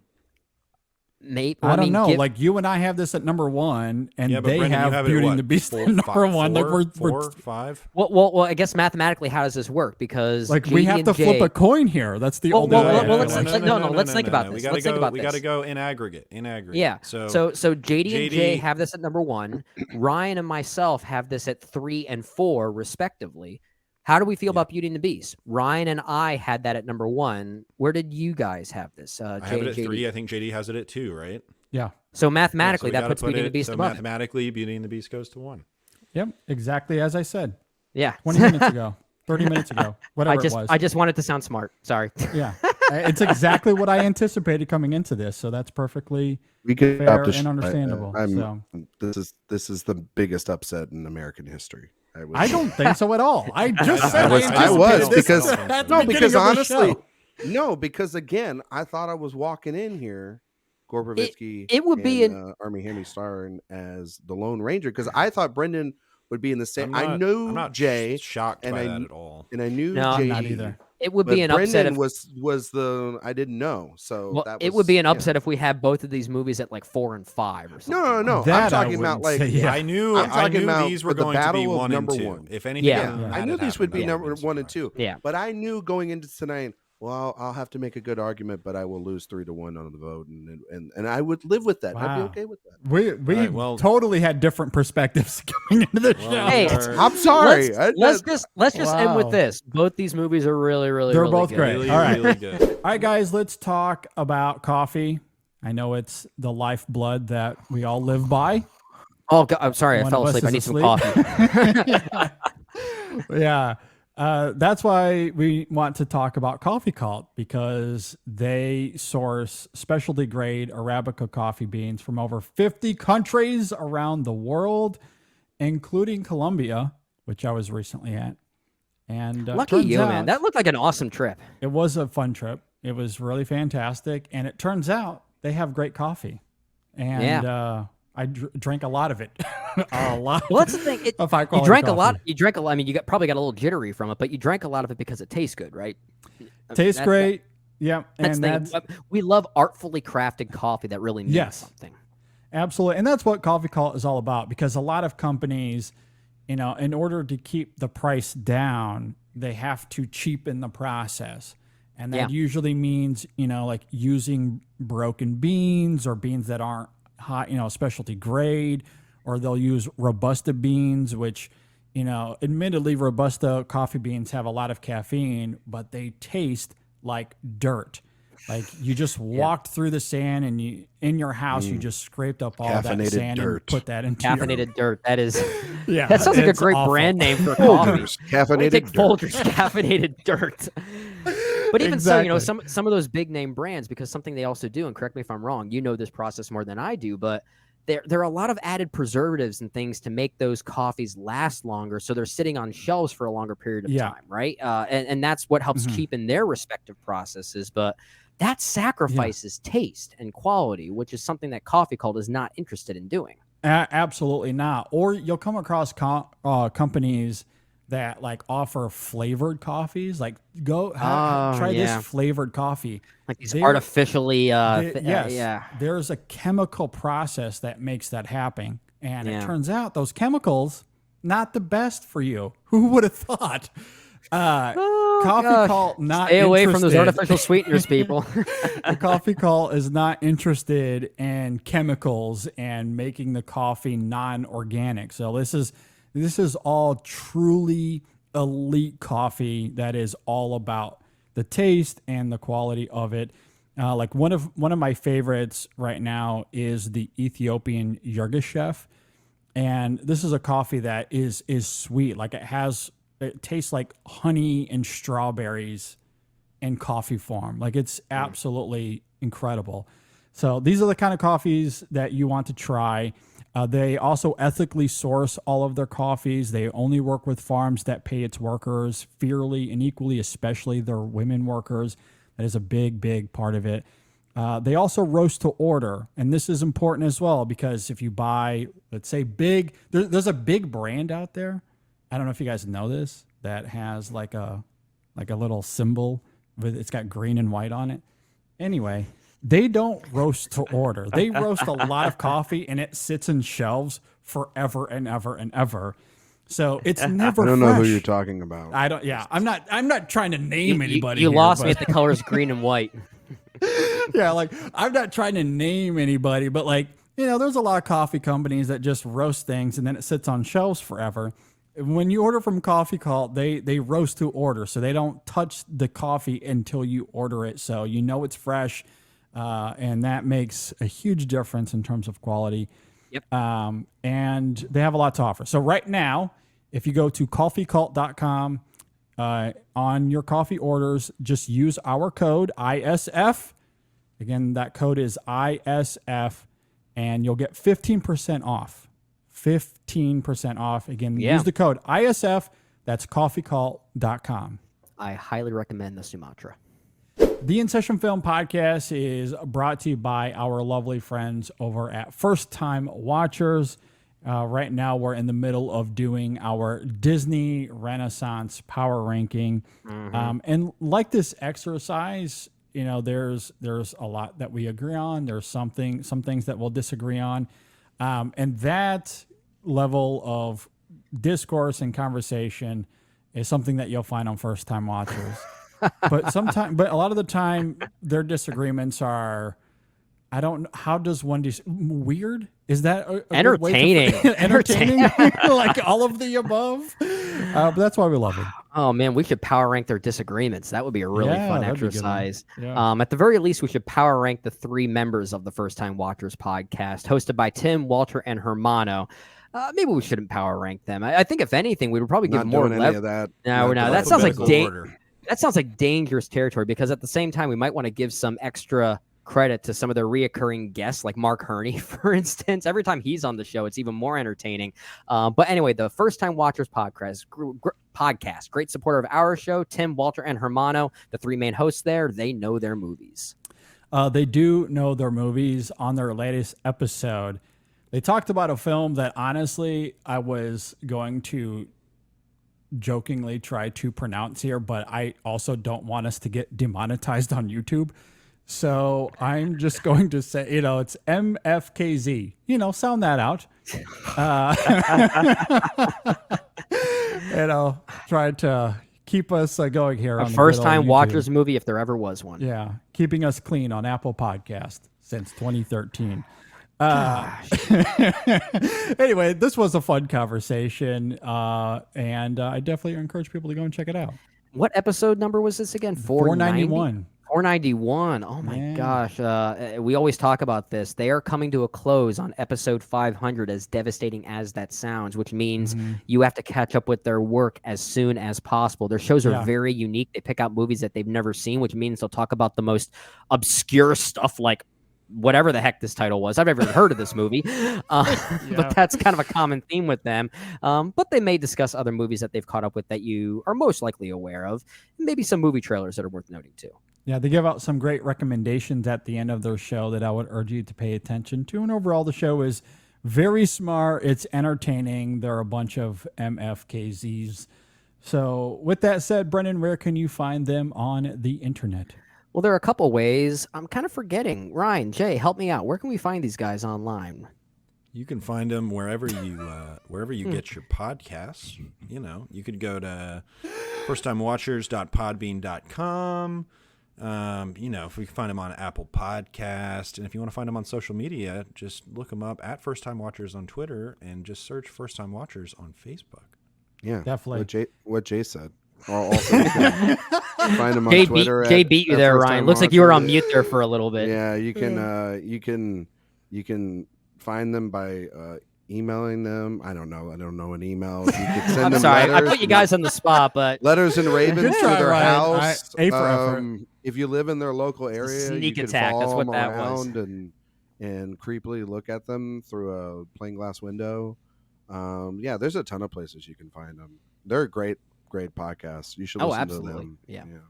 Yeah, definitely go check them out. We do love them. I'm sad that they're ending at 500, but go check them out. Please review them on Apple Podcast, Spotify. They would love a review. At the end of your review, we ask that you leave a lot of hashtags so they know we sent you to them.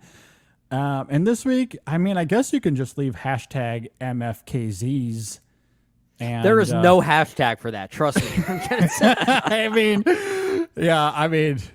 You have some fun with it. But at any rate, just go check them out. We promise you'll love them. They have a great catalog and only 9 more episodes to go. Check them out. Again, that's First Time Watchers. Let's move on to a very different conversation, I imagine, here.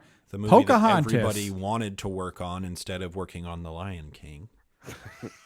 It is so funny that the A team at Disney was all like, we are winning an Oscar. We're going to do Pocahontas. It's an important movie. And also, go make your little lion movie. Whatever. Sure. Fine. Oh, God. But seriously, So funny. Pocahontas. That's so funny. Pocahontas. This movie is so great. Colin Farrell's amazing in this. Christian Bale is really great in a small the part. cinematography. The live action remake of Pocahontas is by far the best of them. How they got Terrence Malick is beyond me. It's amazing. And he still this made a movie's Terrence not very Malick good, movie. right? This movie's bad. This is my number 10. It's not even close. Yeah, Yeah, number it's 10. last place for me. Yeah. It's This is when JD and Brendan and I said number 10, I expected it to be a sword in the stone situation where Ryan had it at like number 2. number 4 or 3 or something. I still can't tell if that was real or not. It's real. I like that movie. God, For those why of are you listening for bringing some up hurt context, feelings. This is not nice for y'all to do. I uh, just got a win. Now you had to bring that bring my height down, didn't you? for context, for those who didn't listen to our golden and silver era power rankings, Don't do it. we Oh my thought it God. was Walker seriously a now. bit that Ryan had the still Sword in get- the Stone so high on his personal He had it ranking. at like Good number movie. 3 or something. I know. Yeah, it it's was really high. Yeah. It was not number 3. Yeah, you said you had it at like 3 or 4. Let me look at it. Let me look at the That's what you said on that show. Again, I keep. By the way, he recently listen- rewatched the movie and changed his mind and put it at number 13. he agrees with us. As for Pocahontas, Yeah, it was number 3. This Yeah, I movie, did that. Three. that's Yeah, there crazy. you go. This movie kind of oozes with a sense of self-importance, which is to me one of my least favorite That's its things biggest a movie problem. can do. Yeah. And so it really wants you to understand how grand it is, and it loses that sense of grandiose scale in that process, I think. And Yeah. also, these movies, they really live and die on their musical numbers, and the musical numbers here just aren't that good. I think it has There are 2 a decent couple- ones. I think it has there 2 are really a few that I like. and I often think about this, and I don't mean to put words in other people's mouths who really do like this movie, but I find that those who really like it say that they love 2 things about it. And they say, oh, yeah, Colors in the Wind. I love that song. Or they love Just Around the River Bend. And I say, well, what else do you like about it? They go, How dare you I don't talk know. about my wife like that, Brendan? JD, I love Brandy. You know I love Brandy. But if that's If her she reason for was loving here, this movie, she would be yelling at all 4 of us. right now. Brandy would be like, "You son of a bitch." But 2 good songs does not a good movie make. And that's kind of my problem with it. I feel like Yeah. it is And one it of those was a movies. Good, it was, like you said, a good stepping stone for Christian Bale to make it to Malick's Pocahontas. Yeah, but it does Glad feel like he one of got the those movies experience that here as well. like 2 really strong songs, I think sometimes mask the fact that it might not be that good of a movie. That's Is at that least why? my Is that why Malick did the New World? He saw that and realized it was so bad that he's like, I have to. He do came I have to out try. of Well, he was retirement like- because of it. I did not like that movie, but Bale was so good in it. I think I can reorient Bale's this not film, in. put Bale's Christian not Bale in. in it. Yeah, he Bale's is. not in Pocahontas. He is. Yeah, he's he in is. it. He is. Yeah, he's a he's big in part it. of He's in the Yeah. sequel, I thought. No, he's in the first one. Was he? Well, Yeah. Well, yeah, he's in the New World. No, Is it he's really he's Christian in Bale? he's I in thought it this was He's in- Pocahontas that he's we're in talking the about. animated Oh, I'm Pocahontas. sorry. I'm getting mixed up with somebody else. Never mind. It's Yeah. somebody that we're going to talk about here in another movie. I'm sorry. Gotcha. Yeah, he plays Thomas in Just like the Sword in the Stone, Ryan's getting confused. but it sounds like we don't have to spend. Sounds like we don't have to spend too much time on this one. Yeah. That's who I was mixing. I was like, I know he plays Thomas, but it's like, I was Mixing thinking up Melly Mel. I was thinking up Mel. Yeah, that's that who- Mel, yeah. that Mel man. Well, that's what Um, Ryan loves about it is the presence of Mel Gibson. I mean, come on, Jay. We've talked about this. Like Yeah. Mel Gibson is a terrible human being. I'm the Gibson. Damn it, he look, is a Yeah, movie star. but he's Yeah. talented at what he I am- does. yes. is- What he's a got- I don't he- necessarily love him as John Smith though. He tears my heart in half, but yes, he is one of in Every my time opinion, the great movie stars. I Yeah. do He is. truly believe. That. But it sounds like we agree. This is last. Bo- This will this be is Go number on, last. number 10. 10. yeah. Okay. I do want to say one last thing before we move on, and that is, I know he's passed away and I miss him every day, but I truly do wonder what Christopher Plummer thought of this movie, because he had a lot to say about his experience with Terrence Yeah. Malick.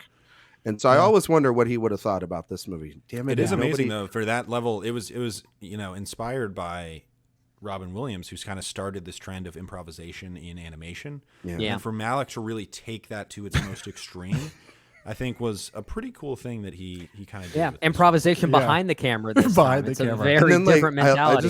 just love that Christopher Plummer interview. It's that so he's doing good. in that, when he's just like, Oh, I'll never work you with him shoot again. I'm doing this whole monologue, and Terrence is like, I want to shoot these I want to shoot this trees in tree the over wind. here. What's It's with so the good. wind? That bird in a I tree. saw, that's saw a butterfly over here. Yeah, let me. There's no Give me video about- to it. Give me about but an hour.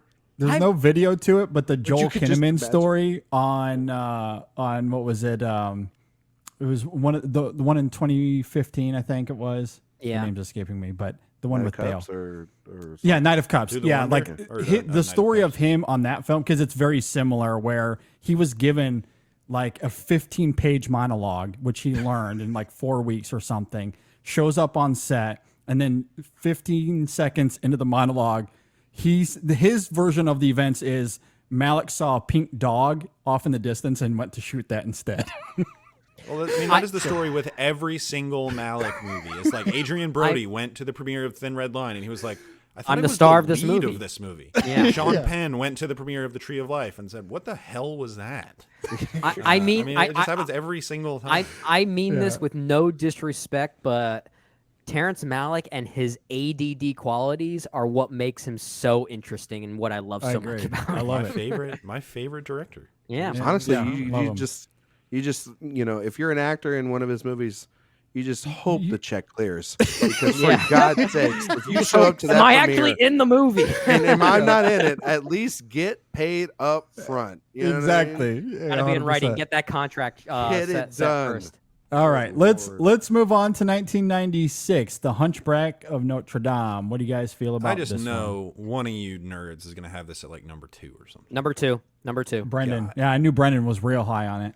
And it's It has such high highs and such frustrating inconsistencies for me. It's not a perfect movie, but I think those high highs really take advantage of what this story could have been. I have a lot of respect for the film being way bolder and more daring than it had any right to be, and maybe that's a lot to be credited to the source material by Victor Hugo. But I think, again, much of what I love about this film, and feel free to disagree with me on this, is a lot of the same reasons why I love Beauty and the Beast so much. I think this film really does a great job prioritizing itself as a musical first. I think the musical numbers here are some of the best of this entire era.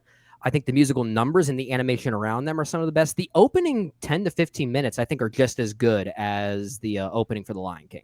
The whole Circle of Life sequence, the drop of the title card with the bells and the score revving up there, the bells of Notre Dame, gives me chills every single time. And I think that's what it is. The vibe of the film really works for me. And I love that the film is not afraid to take a few narrative swings by deconstructing the romanticism of most of these movies, by making who could have easily been the villain here a decent human being and deconstructing that even further. And as far as who the villain actually is, I think Frollo is one of the scariest mother effers in this entire era. Like that whole Hellfire sequence, I think, is one of the... Hell like fire. Hellfire. Make fun of it all you want. It is No, it's amazing. good. That sequence It is awesome. So, Yeah, it's there, good. I don't think there's a bad The musical problem is number there's here. also scenes where gargoyles are like pooping off the side of a I like the building or gargoyles. something. I don't mind the gargoyles are the biggest them. problem. I don't mind them. I mean, they're not perfectly interwoven in the narrative. Really, the biggest problem with the gargoyles is when they start. play poker with birds, and that's. I don't mind that. Hellfire, I don't just mind got that. Beat by a bird. I don't mind it. I don't. It's no different than the three hyena henchmen in the no, Lion no, King, it you is a know? little different. Like, The reason it why I is don't definitely mind different they're on the than same that. level for me. I don't It's just mind the like- reason why I don't mind the gargoyles those is when I characters. really try to envision them as solely from Quasimodo's perspective at trying to find some optimism in his life. So really the only problem I have with the gargoyles is when they start interacting with the world around them, because then it kind of ruins the illusion that this is all just in Quasimodo's head. Right. Yeah. That's really just in the final act, the final battle sequence. But up until that point, there's an argument to be made that the gargoyles are not even real. And I think looking at it from that point of view, I can respect the goofy optimism of it because I see it from Quasimodo's perspective at trying to find some levity in his life and some joy in his life that he just doesn't have. That's fair. But again, it's not woven perfectly. I think it definitely has some cracks in the seams there. But just as a musical vibe, this is one of my favorites. And maybe just nostalgia talking. I don't know. But I love this one. I think it's one of the best musical experiences of the Disney era here. Okay. This is then. probably the most explicitly aimed at adults of any Yeah, of it's a these. dark, Yeah. dark Yeah. movie. Yeah. It's very dark, and then it tries to overcompensate, in my opinion, with the childish humor and sidekick characters that And we that's see in yeah, film. and that must be our difference. That Yeah. imbalance is the biggest problem that I have with the film, and again, the highs are so very high. Mm-hmm. And I don't, on the whole, it's not one that I totally buy into as kind of this cathartic experience like I do feel like so many of these other movies have, but it's a movie that I really, really, really respect. I really do. And I give it, plenty of points for that. I have it here at my number 6. Okay. So, certainly not near the bottom, but it's a movie that is frustratingly inconsistent to me. That's fair. Okay.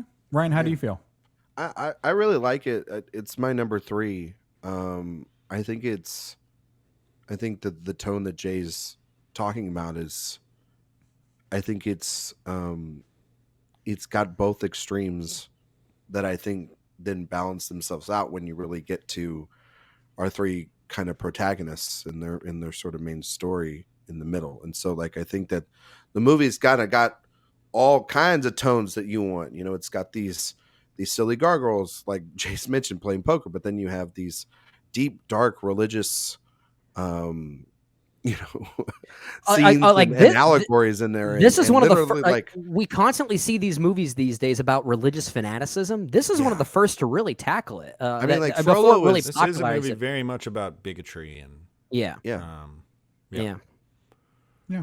and people and that it's are pretty different powerful and when everything, it like, fully leans into that, but then it also is like, oh, here's a guy getting his pants pulled Well, down. I think that's the difference for me is that even when we do see, let's say, the gargoyles on screen. Now, this is up until that final act where I do think the interaction of those gargoyles into the narrative is a little problematic and kind of frustrating. But up until that point, even when they're being kind of jokey or playing poker or spitting birds from their mouths or trying to spit on mimes, I still felt this weird sense of sadness there because, like I said, I only see it from Quasimodo's perspective. Yeah. And I that's the change of pace for me. Yeah, I even if I don't personally believe that, Brendan, though, that's an interesting perspective. Even with I think the thing about those characters is they have joy, even though they're still sort of trapped in the same predicament as Quasimodo, and yet there is still profound sadness inside of him, and yet there's still curiosity that can't leave his heart or his mind. And I just think Frollo is such a fascinating character. I mean, he Frollo? might be the most Tony complex. J. He might be the most complex villain here of these films from a standpoint of just of everything. He's a walking so contradiction, gross. and He's yes, a and gross mother effer. It's like he wants to rid the world of these gypsies because of their quote unquote witchcraft, and then falls in love with one of them after sniffing her hair in a church and taking her scarf and all this stuff. Like that Hellfire He's sequence messed up. is an Yeah. all-timer for me. I just think that, like, I just remember this movie. I watched it a lot when I was a kid, and I watched it within the last 5 years, and it's still kind of, it has that little spell on it as well.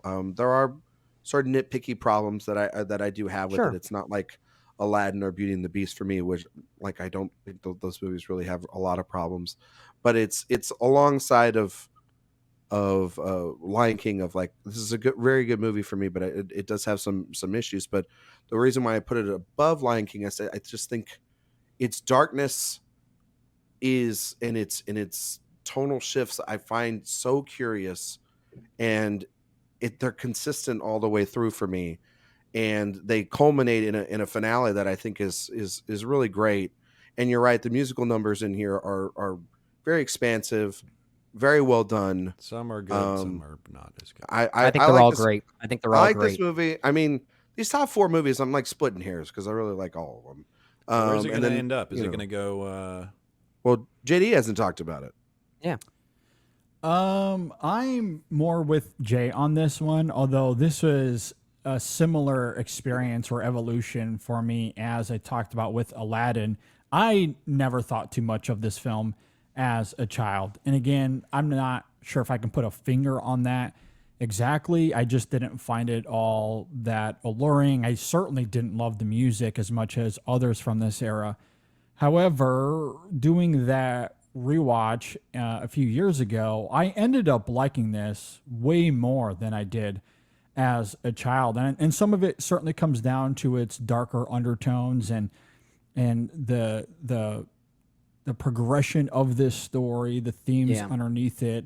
I really do like all of that, but I am with Jay in that I do find it uneven, at least comparatively. Okay. Like, this is a film that I would probably still rank. I would give it like 4 stars on Letterboxd. I am high on it, but in the context of this conversation where we have to split hairs, there are things about it that just drag it down a little bit for me. So I have this at number 5. I do like it. I just don't love it. It's just a little uneven for me comparatively to those in my top 4. Yeah. And I do think that's fair. You know, it's interesting to say, you know, as much as I hate these Disney live action remakes we're getting, if I wouldn't necessarily be opposed to seeing one for this with a new interpretation, because the musical version of this, the Broadway show, apparently takes a lot of liberties while still retaining a lot of the original songs, and does so in an interesting way and actually heightens the darker elements here. Not sure if that would ever be something we see in a live action version, if that ever, you know, comes to fruition. Apparently it is at some point. I'm not sure if it'll actually retain some of those darker qualities, but I think where the film really does work for me is where those highs, I guess, negate some of those lows. And I do think it's actually a well-performed movie. I like the voice casting here overall. I actually really love Kevin Kline as Phoebus. I think he's really charming. I love Demi Moore as Esmeralda. What's his name? Tom Hulse? Is that how you pronounce his last name? Who played Mozart from Amadeus, and of course from Animal House. I love his singing voice. I love everything from a performative standpoint there. There's just so much about how it functions as a musical that just really works for me. I can't really explain it. Yeah. Okay. I think this should go at 4. At 4? So it's going to go below Lion King, Aladdin, and Beauty and the Beast. Yes. I think.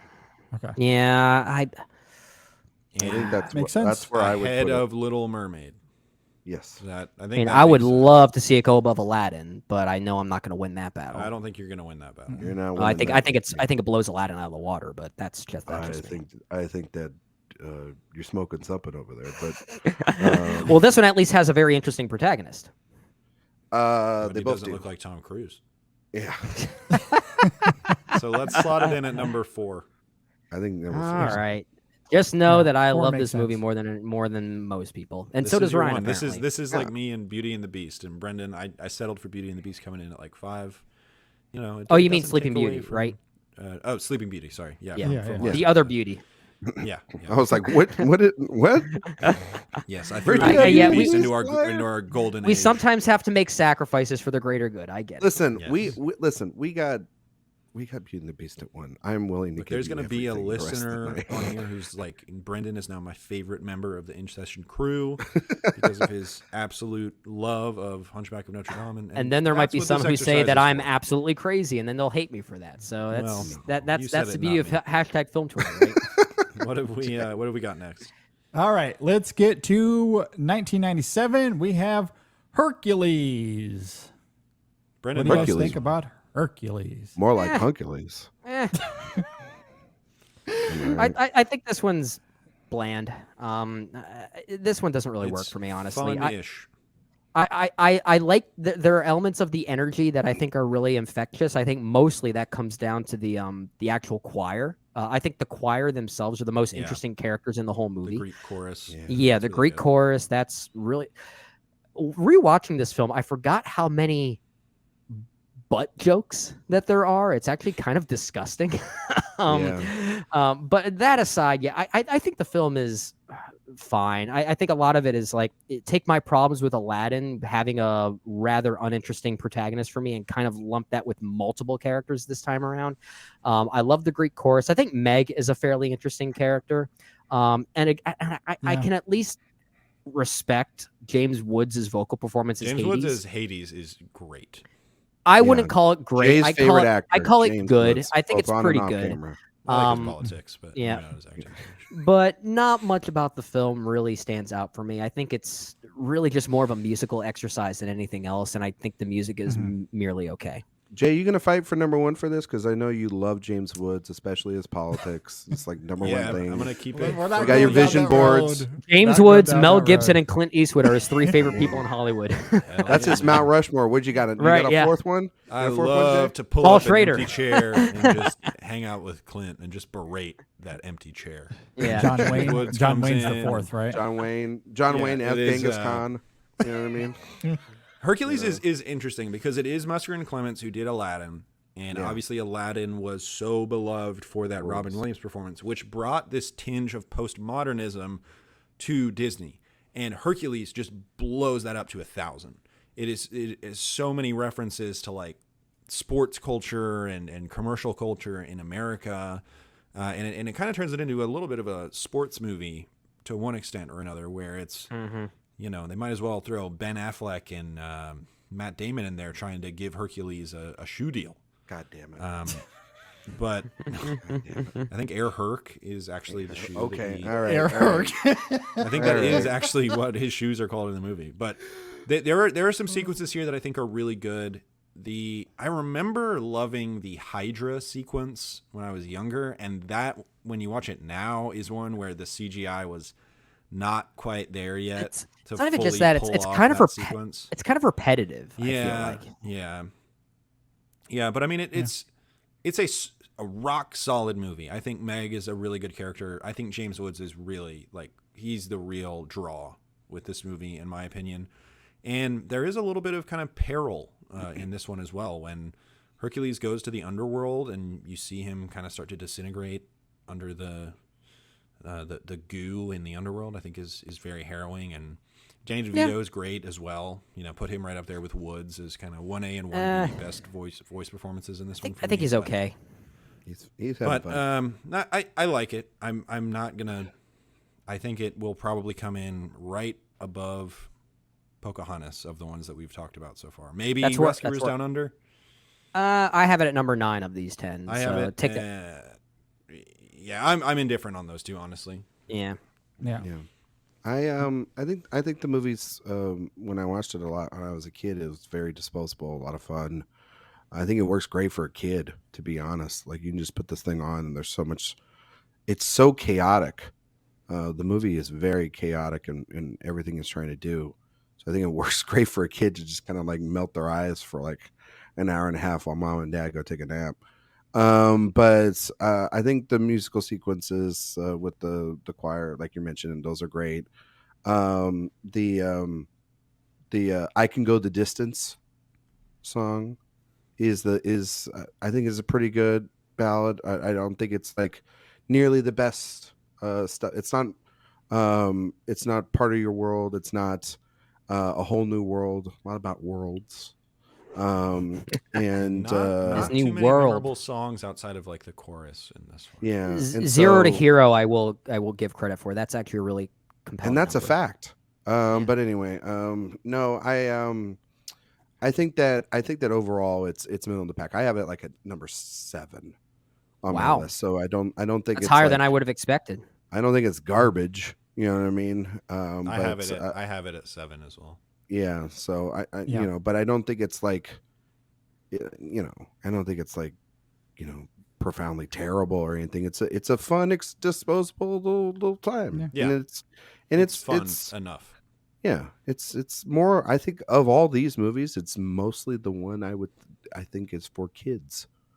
Yeah. If any, It's not a bad thing. But it's That's not a bad thing. It has so many references that would fly over kids' heads. Exactly. So That's the like, thing. it's It's a very weird- of weird it's very balance. of its time. But I do think. think like James Woods Exactly. is good and Meg's a memorable character, and yeah, I like DeVito a little bit more than obviously Brendan, and right on par with Jay. So yeah, Okay. I think it's a fun movie. You know, Okay. so it's at 7 for me. I have this at number 7 as well. Aside from Meg, it's pretty frivolous. One of Disney's most it's okay movies. Yeah. Yeah, and I think that's So- fine. They got to have some of those. Yeah. You know? So I guess where's our collective on this? Is this going to put it at I guess just above Rescuers Down Under then? I would think that's where it's going to land. I mean, I will say this as much. I will say I prefer Rescues Down Under as a movie personally, but I'm okay to put Hercules above it because I think it has more of a representation in the Disney zeitgeist. So if I'm looking at it from that perspective, I don't. I mean, we're talking about movies. I don't have much of a high opinion on anyway. So diplomatic Brendan over here. I avoid conflict unless I'm talking about Aladdin himself. I like to avoid conflict. I mean, I like to stop it. I mean, Hercules is actually more interesting than Aladdin. I know that, like, it's like, do you put it above or below Little Mermaid? I think the thing about, on our list at least, and I think the thing about it is I would concede the iconicness of Little Mermaid. I think, and I would concede that Little Mermaid, Mermaid is a better movie from the same creators.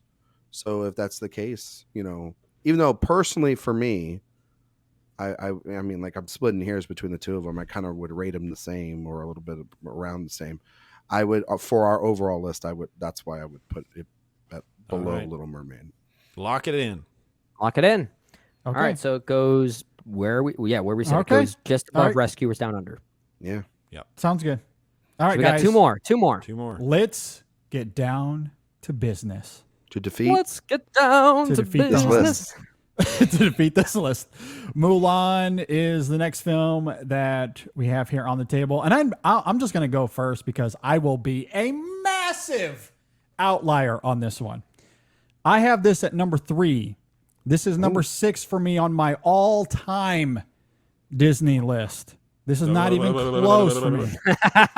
Lion King number 2, Beauty and the Beast number 3, or Beauty and the Beast number 2 for me, Mulan number 3. And honestly, I kind of wish we could have just done Mulan after the Lion King, and then I could have just left for the rest of this conversation. I don't care where the rest of this is. The rest like of I've said it my is piece. kind of whatever to me. So I'll just go ahead and talk about Mulan because I know that I'm going to be alone in this, and then I'll let you guys kind of do your thing. But I love this film. And again, I think a lot of it comes down to its balance of entertainment and also its thematic prowess. I think this is a breathtaking movie about sacrifice and family and honor and courage and, of course, self-reflection. It has its ideas on femininity and empowerment as well. However, I do find that affecting, but I think what's really interesting about all of that is that Mulan's decision to fight and upend those traditional norms is very simply rooted in her love for her father and the fear that him going to war would be the end of it. It really just comes down to something that simple. And when you consider her bravery and the self-discovery along the way, I do love how the film tackles that here. And I just love the irony of how that plays out because she never really sets out to find her identity, to find that courage, to find that honor, or again, challenge cultural expectations. None of that is on her mind. The only thing that is on her mind is saving her father, and the determination and integrity that she has in doing that, I think is quite phenomenal. So, and I really like a lot of the supporting characters of this film. I like some of its darkly grisly animation at times. I love its dramatic urgency. We actually see ramifications of war in this. You see the ramifications of war. When we reviewed this on the show, I believe back in 2020, it was during the pandemic. We were trying to find things to discuss on the podcast, and Brendan and I did a full review of this film, and we talked a lot. We were with Nicole Ackman, weren't we? I believe so. And in addition to everything that I just noted, we also talked quite heavily about the music of this film. And similarly to some of these other movies that we've talked about, the original score in and of itself is phenomenal, in addition to some of the iconic numbers themselves that we get here. Like that whole sequence when she decides that she's taking her father's armor and that music kicks in and she cuts her hair, like effing chills. Like that absolutely gets me every single time. I love it. Absolutely love it. So you guys feel free to destroy everything that I just said. But for me, this is a 5-star film for me on Letterboxd, and like I said, easily one of Disney's best animated films for my money, and the one that I will champion. I will absolutely champion this film. And I know that it's not going to get to number 3 in our power rankings here. I'm perfectly fine with that. I walked into this episode with that already, in my mind. I've already accepted it. So I will just sit here and I will just gladly listen to you guys talk about it. Don't put me in that category. I'm just gonna say this: the only between thing between the dad card and this, man, it's just the only thing you're cutting my heart, Duran. This is not cool. JD, the only thing I'm just talking about the truth here. JD, the only thing I'm gonna disagree with you on is that I wouldn't give this 5 stars on Letterboxd. Okay. But of the 10 we're talking about, this is my number 4. So I honestly did not weird. anticipate that. So yeah, I think this is a very good movie. I don't have much else to say other than what you already talked about, because I agree with mostly everything that you said. I actually think this is one of the better scripted films of the Renaissance era. I love the way it gets into China's history without relying on exposition. There's actually a lot of sense of respect for culture and religiosity going on here that I think is really well handled, mostly conveyed through tone and character interactions that feel rather genuine. I do think there is a sophistication to this movie that I do quite love. So I guess if anything, it'll be, I don't know. I actually don't know how Ryan and Jay feel about this one. So if there is any pushback, it's going to come from them, because I do really like this movie quite a bit. And the last thing I want to say, and then Ryan and Jay can also cut in as well. This is also one of the few Disney films where, especially at least at this point, there certainly there was some that would come afterwards, but this is one of those Disney films that features what you could label like a Disney princess, or it has like that female protagonist that traditionally Disney has in a lot of their films. And there's nothing romantic about this film. There's jokes about it at the end of the film, but that's as far as it goes. Like, this is not a romantic film. Like, the love of this film is wholly explored in Mulan's love for her father and the sacrifices she's making for that explicitly. And that's another thing I just love about this film too. So it's just very different than everything that's come before it, and honestly everything that's come since. So just another reason why this has another notch on it for me. Jay, you want to go? It's my number 9. I don't particularly care for this film. Fully expected. My biggest problem with it, honestly, is that most of the superficial elements just totally don't work for me. I think this movie has one good song. I think the animation feels a lot more off the shelf than some of the other films that we've discussed today. It feels to me like a little bit of a shift towards a more kind of manufactured, corporate, we don't have to fly by the seat of our pants anymore. That is so I interesting. can't fathom that. I feel like we saw a different movie. Wow. Honestly, of all the things you could say about the film, that's the one that has flabbergasted me the most. Well, definitely the songs are not good. I will say that. The songs are great. What are you talking about, man? Like, honestly, there's one good song. Way more memorable than so many of these other films we talked about. This is up there for me with, like, this is way more memorable than a lot of the music in Aladdin, if we want to get to those comparisons. That's insane. But that sure. that hurt. I mean, and I love Aladdin, like, as I noted, but I don't know if I would say the music's more memorable than Aladdin, but I do think it's a better movie than Aladdin. The thing that this movie has going for it is that the Mulan remake exists, which really props this up on a pedestal. That has nothing to do with the quality of this movie. Come on, don't make that comparison. In the eyes of history, who cares if it's in the eyes of history? Separate that history. Come on. Well, I'm not. No, I'm saying that's a credit to it. It has that going for it. But it doesn't. Never mind. It's. I know. I'm not. I'm just saying. Overall, this movie for me is pretty mediocre. Just does very little for me, and I used to like it more than I do now after this most recent rewatch. But I don't know. I mean, I'm not gonna get up in arms about it. It's just not one of my favorites of this bunch. That's fair. I have it at number 5, and I don't want anyone to yell at me. Honestly, I'm surprised by that too. You guys are getting really testy here with some of the comments flying around. I will just say this is a very good movie, and I disagree with Jay. Love you, buddy. But I think emotionally speaking too, it's up there with a lot of the movies that we talked about that are on the top of our list. And I think that a story works really well. I think that the Eddie Murphy of it all is a little discount Robin Williams, but also Discount still, donkey. but I think it's way over Donkey. if I'm being honest. Donkey. but I think he's still very good Donkey. here, and I think it sort of like lays the seeds for what he could do in something like Shrek and Shrek 2 and the rest of that franchise. But overall too, I think that the conflict in this film is something that I really come back to, and I think it's so great. And like Brendan was saying, the history and the mythology of this movie is so vast and makes you want to come back and explore it more.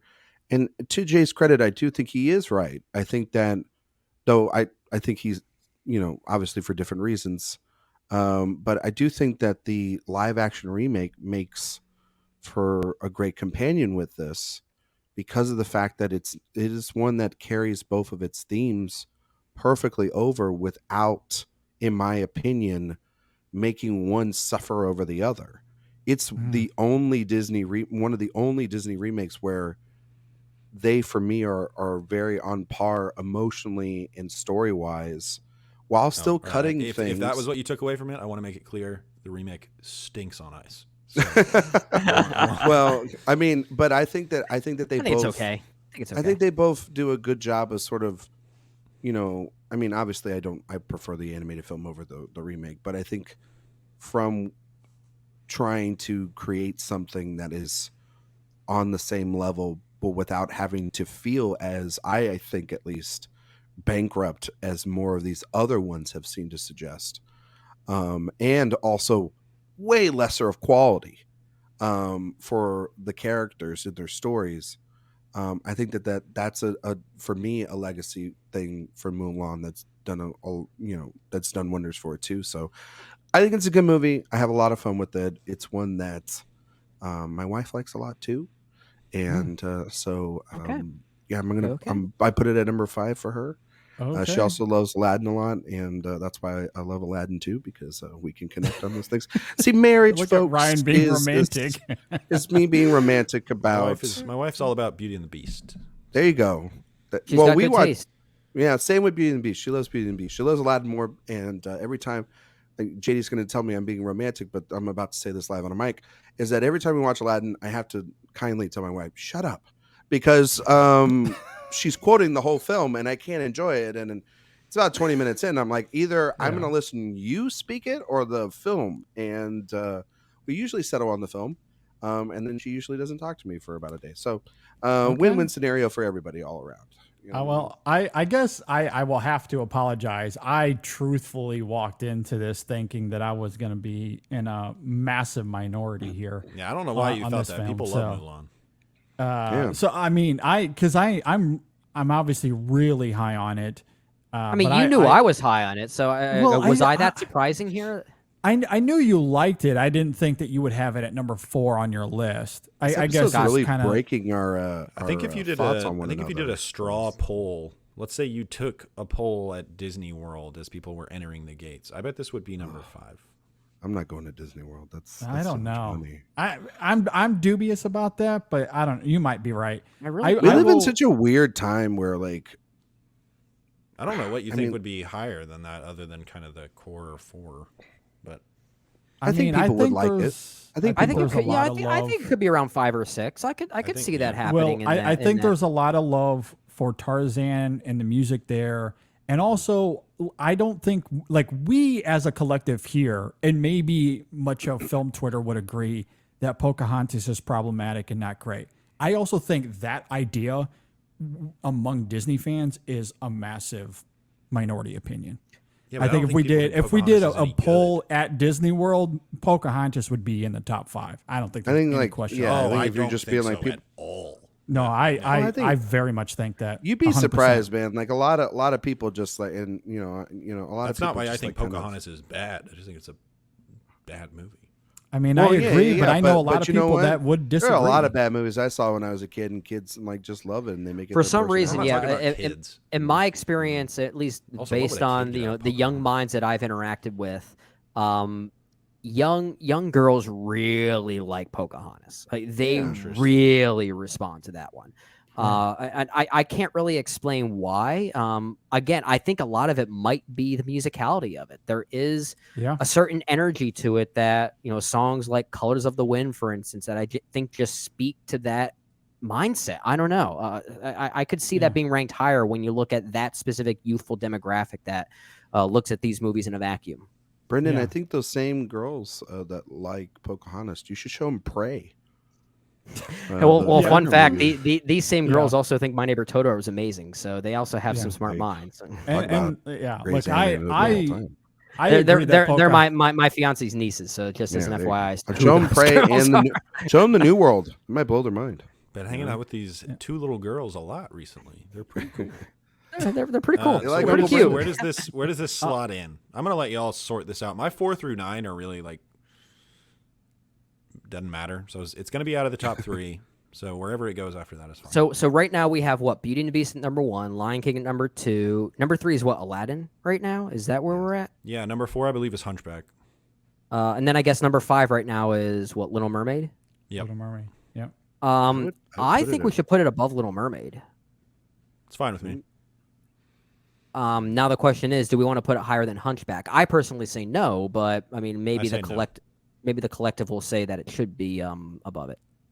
I don't think the collective would, because Ryan has that. I think at JD's number the only 2. one that has it. Okay, I well would- then, I'm I the only mean- one that has it high. The I only one mean, I'm for. So Mulan at 5. I would. You would have Mulan over Hunchback? Yeah, I would do it. I'd do it for Okay. JD. Where do you have it ranked personally? Doesn't matter where I have it ranked personally. I would do it for JD. I would put it over that. but you wouldn't do it for me? Come on, man. What about my You're saying a lot of Hunchback? shit I about love the Aladdin. Hunchback. Right now. Ryan, be Brendan is- romantic to Brendan is- me. I feel so neglected right now. Yes. It's the name of the game. I'm trying to be like Jay. I'm trying to be a wild card over here. I'm trying to say- say everybody. My look at face that. is drooping Well, like that Quasimodo changes right the now. math a I little guess. Beauty and the Beast. I'm willing to be. So We got Aladdin number 3, one. I'm Mulan willing to be 4, the Hunchback nicest 5. man. No. Now I'm getting mad. Mulan 5, Hunchback 4. We cannot have a movie that I rank number 9, whereas no one else We has. did, but we did that on the last episode. No, but that's because somebody had it. I had Sleeping Listen, Beauty. you guys at number ranked 1. Sword in the Stone last, and that hurt my feelings. Yeah, we Okay. completely ignored Ryan last time. Why Yeah, can't y'all we were do like- the same thing? Y'all here? were like, That screw was that that was guy. that was a special I'm that getting was a outta special here. circumstance. Everybody, y'all all like Hunchback a lot, and JD and I are like, whatever, middle favorable on Hunchback, and y'all really like it. Ryan kind of likes Mulan. I don't. I think Mulan is pretty mediocre, and JD really likes it, and Brendan really likes it. So it's like we're splitting hairs at this point, but I would say general consensus leans towards Hunchback. But- I can go either And way. I admire Hunchback more than I admire Mulan, so I would like it to be higher. But Well, I feel the opposite. So, like, why do we go that way and not this way? I think it comes that down makes to no Brendan. sense. I really think because JD and Jay kind of washed themselves, it comes down to myself and Brendan. No point, not trying to be rude or anything. Love you both. But I think the Hunchback conversation was much more enthusiastic than the Mulan conversation. I mean, I definitely like Hunchback of Notre Dame more than Mulan, but I'm also saying this as someone that thinks Mulan is one of the better films in this entire Renaissance era. So I like it more. Brendan likes it more. Ryan likes it more. Why is this a conversation? The end. we're talking about weighted averages, though, right? It's like what one person might like it way Yeah, more than that's the other been one. the- So the name that's of been the the game. conversation But- this whole but- time. It's but not that Lion simple. King What was conversation Mulan? mute. What was Mulan for you, JD? Number 3, 3, yeah. and Hunchback is Brendan's number 2. So as far as peak enthusiasm, But if we're talking weighted averages, though, I don't think it's that simple. I think we're kind of at a. if you're talking I think weighted we're average, splitting it. mine at Mulan at 9 weighs down Mulan to being below Hunchback. I think that's Where did you have Hunchback ranked again, Jay? 6. Look, just put Hunchback at 4 because I'm getting to the point where I don't care. Like this is getting stupid. Let's just put Hunchback at 5 or All whatever. right, you know what? Okay, Put we'll put it Mulan at 5. I mean. Let's just move on before GD gets even more pissed. Like So let's just end this this conversation. is getting dumb. Like This is no okay. This is not people dumb. are This is tuning meant to out, be. so- GD, this is meant to be fun. Yeah, Calm JD, down. this is what Let's this end. whole let's- thing is for, dude. I'm not. Sorry that we brought a little. I'm not getting a little- mad. I'm saying that This sounds like you're getting silly mad. and Okay, ridiculous. Yeah, it does sound I like think you're this is getting fun. This really sounds like you're getting antsy. So let's just move No, on. I and just- If Jay's gonna be this hard on it, like I just don't care. JD, I'm not being hard really on don't. it. You're the one dwelling on it. this is brought to you by Coffee Cult and Okay. premium blends. Now of all now your I'm favorite ready to Just move for on. the record, Now Brendan was I'm the ready one to that move said on. that you were the one that sounded like you were getting your. Okay, I- we're JD, done, so- guys. We're done. Let's move on to we're the done. next film. Okay, okay. Tarzan. Mulan's number 5, Hunchback number 4. Let's move on to Tarzan. All right. Tarzan, good. I have it at 9. have it Or at 10, 5. honestly. I really have it at 10, but I can't deny Pocahontas. So bad. Yeah, I like the film. I think the music from Phil Collins is really good. Won an Oscar for it. I think if this movie does have any reputation, it is for its score and its soundtrack, which I think there is maybe an argument to be made that it doesn't entirely fit the film that it is in, but kind of in a vacuum, I think the music is really great. Yeah. This has some interesting integration of the CGI as well. And just in general, I find a lot of it pretty exhilarating, pretty exciting.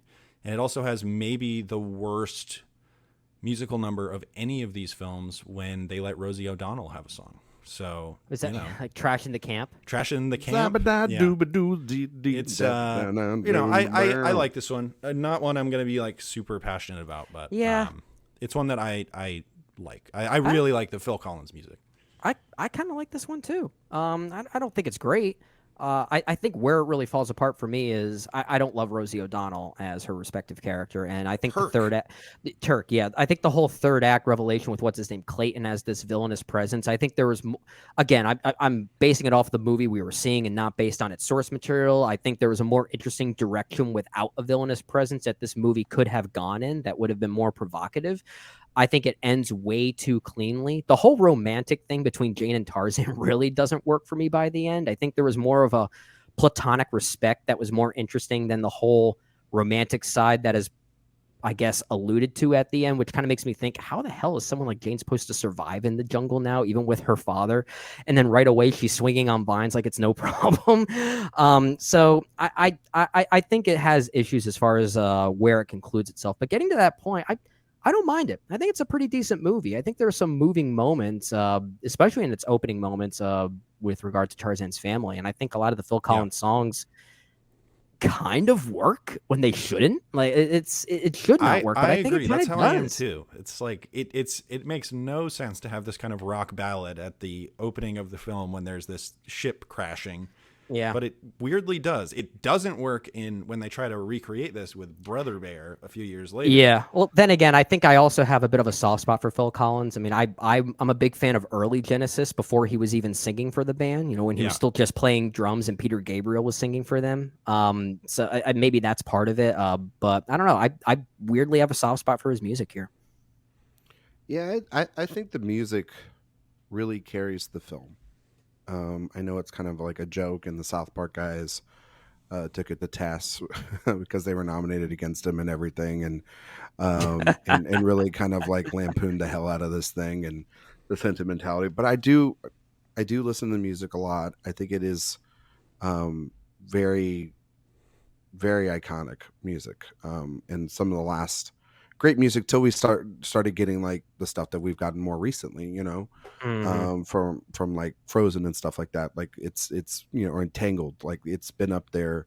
Yeah, you know, it's very much within the DNA of the film. I think that the Tarzan relationship in the jungle is very interesting. The Jane stuff is a little, the villain is a little, but the movie's carried by. The movie is carried by, and like the side characters too, like the his friends, especially Rosie O'Donnell, they're very weak. But the movie gets propelled. I have it like 6, and the reason why I do that is because the movie is like the music is so good, and the score is so good, and some of the other elements, and it does get a little darker towards the end. The movie is kind of consistent in, I think also too, like there was, maybe it was the first trailer or whatever, and it shows it in the film, but the way in which the film shoots the Tarzan going through the vines and going through the jungle sequences, it's really good stuff. Like it's really good animation. It's really exciting. Yeah. And Actually, very cinematic. I think the blend of CG and animation here is.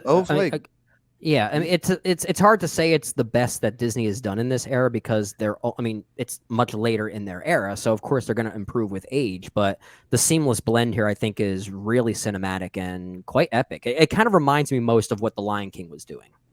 Yeah, and so I mean, ultimately, this should be lower down the list of things. It's not a bad movie. I don't think it's bad, but also too, like it's a movie that is, you're kind of really going with it for a lot of, I guess, the elements around it rather than the script or some of the characters. Like it really is picked up by, I think, the animation and by the music. And so that's why it's in the middle of the pack.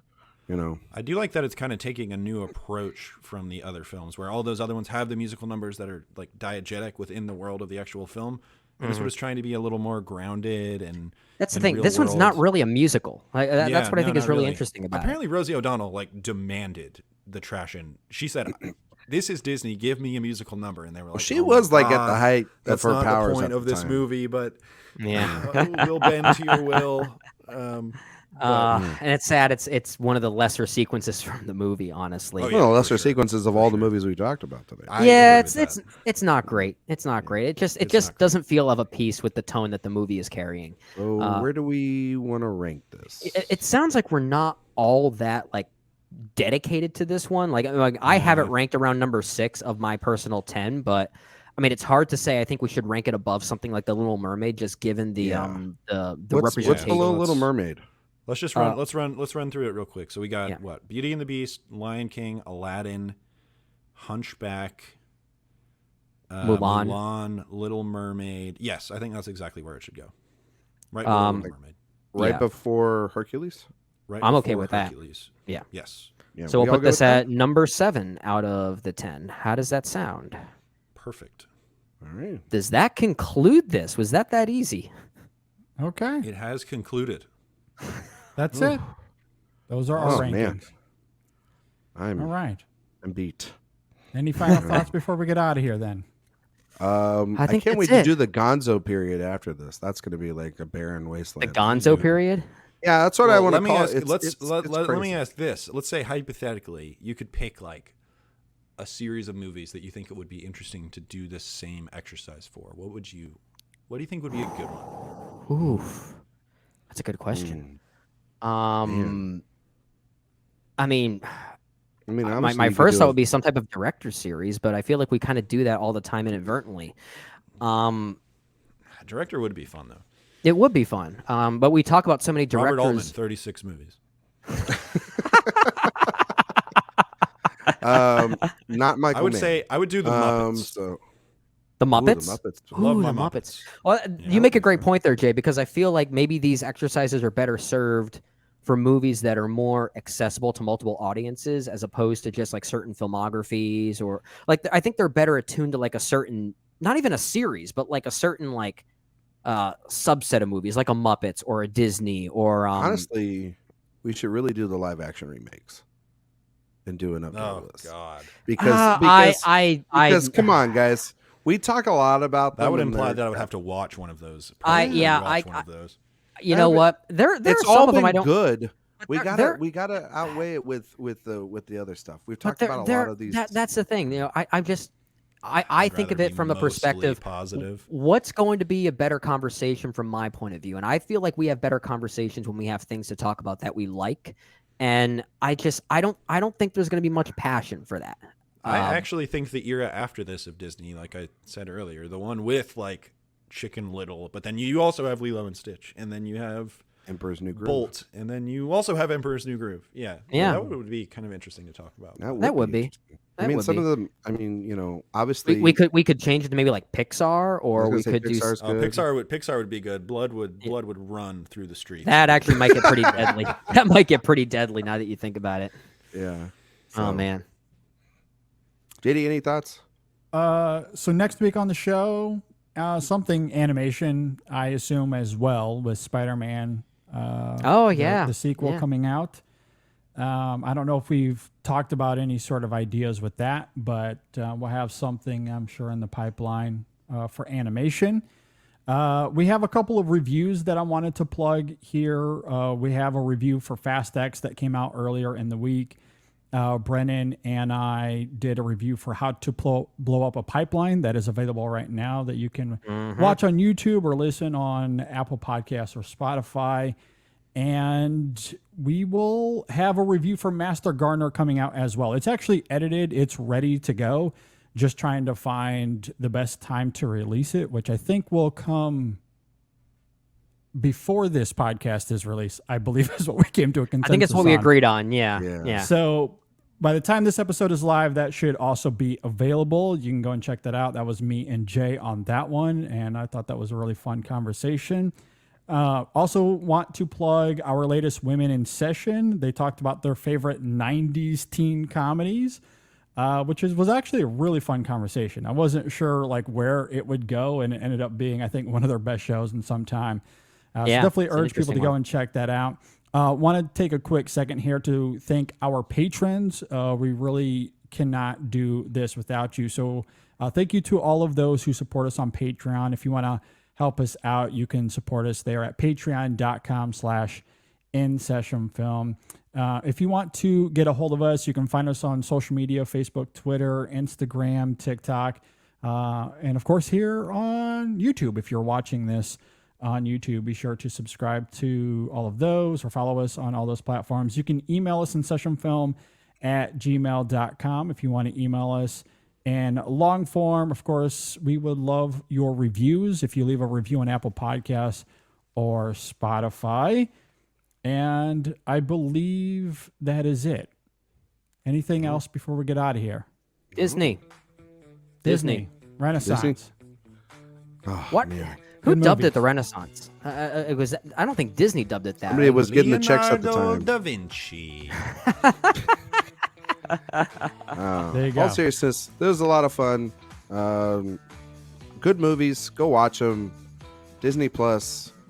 Is that I'm a plug for Disney Plus? I'm just Or they- reading the prompter over here from Just reading. Yeah, the little script they sent us. we have to give them credit because those paychecks got are a still coming in. $5 bill on it, so I Ryan, gotta blink read twice it. if there's a gun to your head. There's way too much yes. code there. I have no idea if there's a gun or not. It's actually a man sitting here with one of those blow darts, and you know. With but some anyway, giant, no. with giant ears and a mouse mask and everything. Yeah, something like exactly. It's Who Framed Roger Rabbit? Who Killed Ryan McQuaid for not reading off the Disney Plus and Hulu subscription combination. So. I also want to do one last quick plug before we get out of here. Of course, we'll have a review for The Little Mermaid, the remake. We'll have something for that as well, working out the details for that. So that'll be out this week. And of course, coming this weekend, we'll be talking about the new Spider-Man animated movie as well. So with that, thanks guys for being here. Thanks for listening, everybody. We'll see you next time on the In-Session Film Podcast. I'll make a man out of you.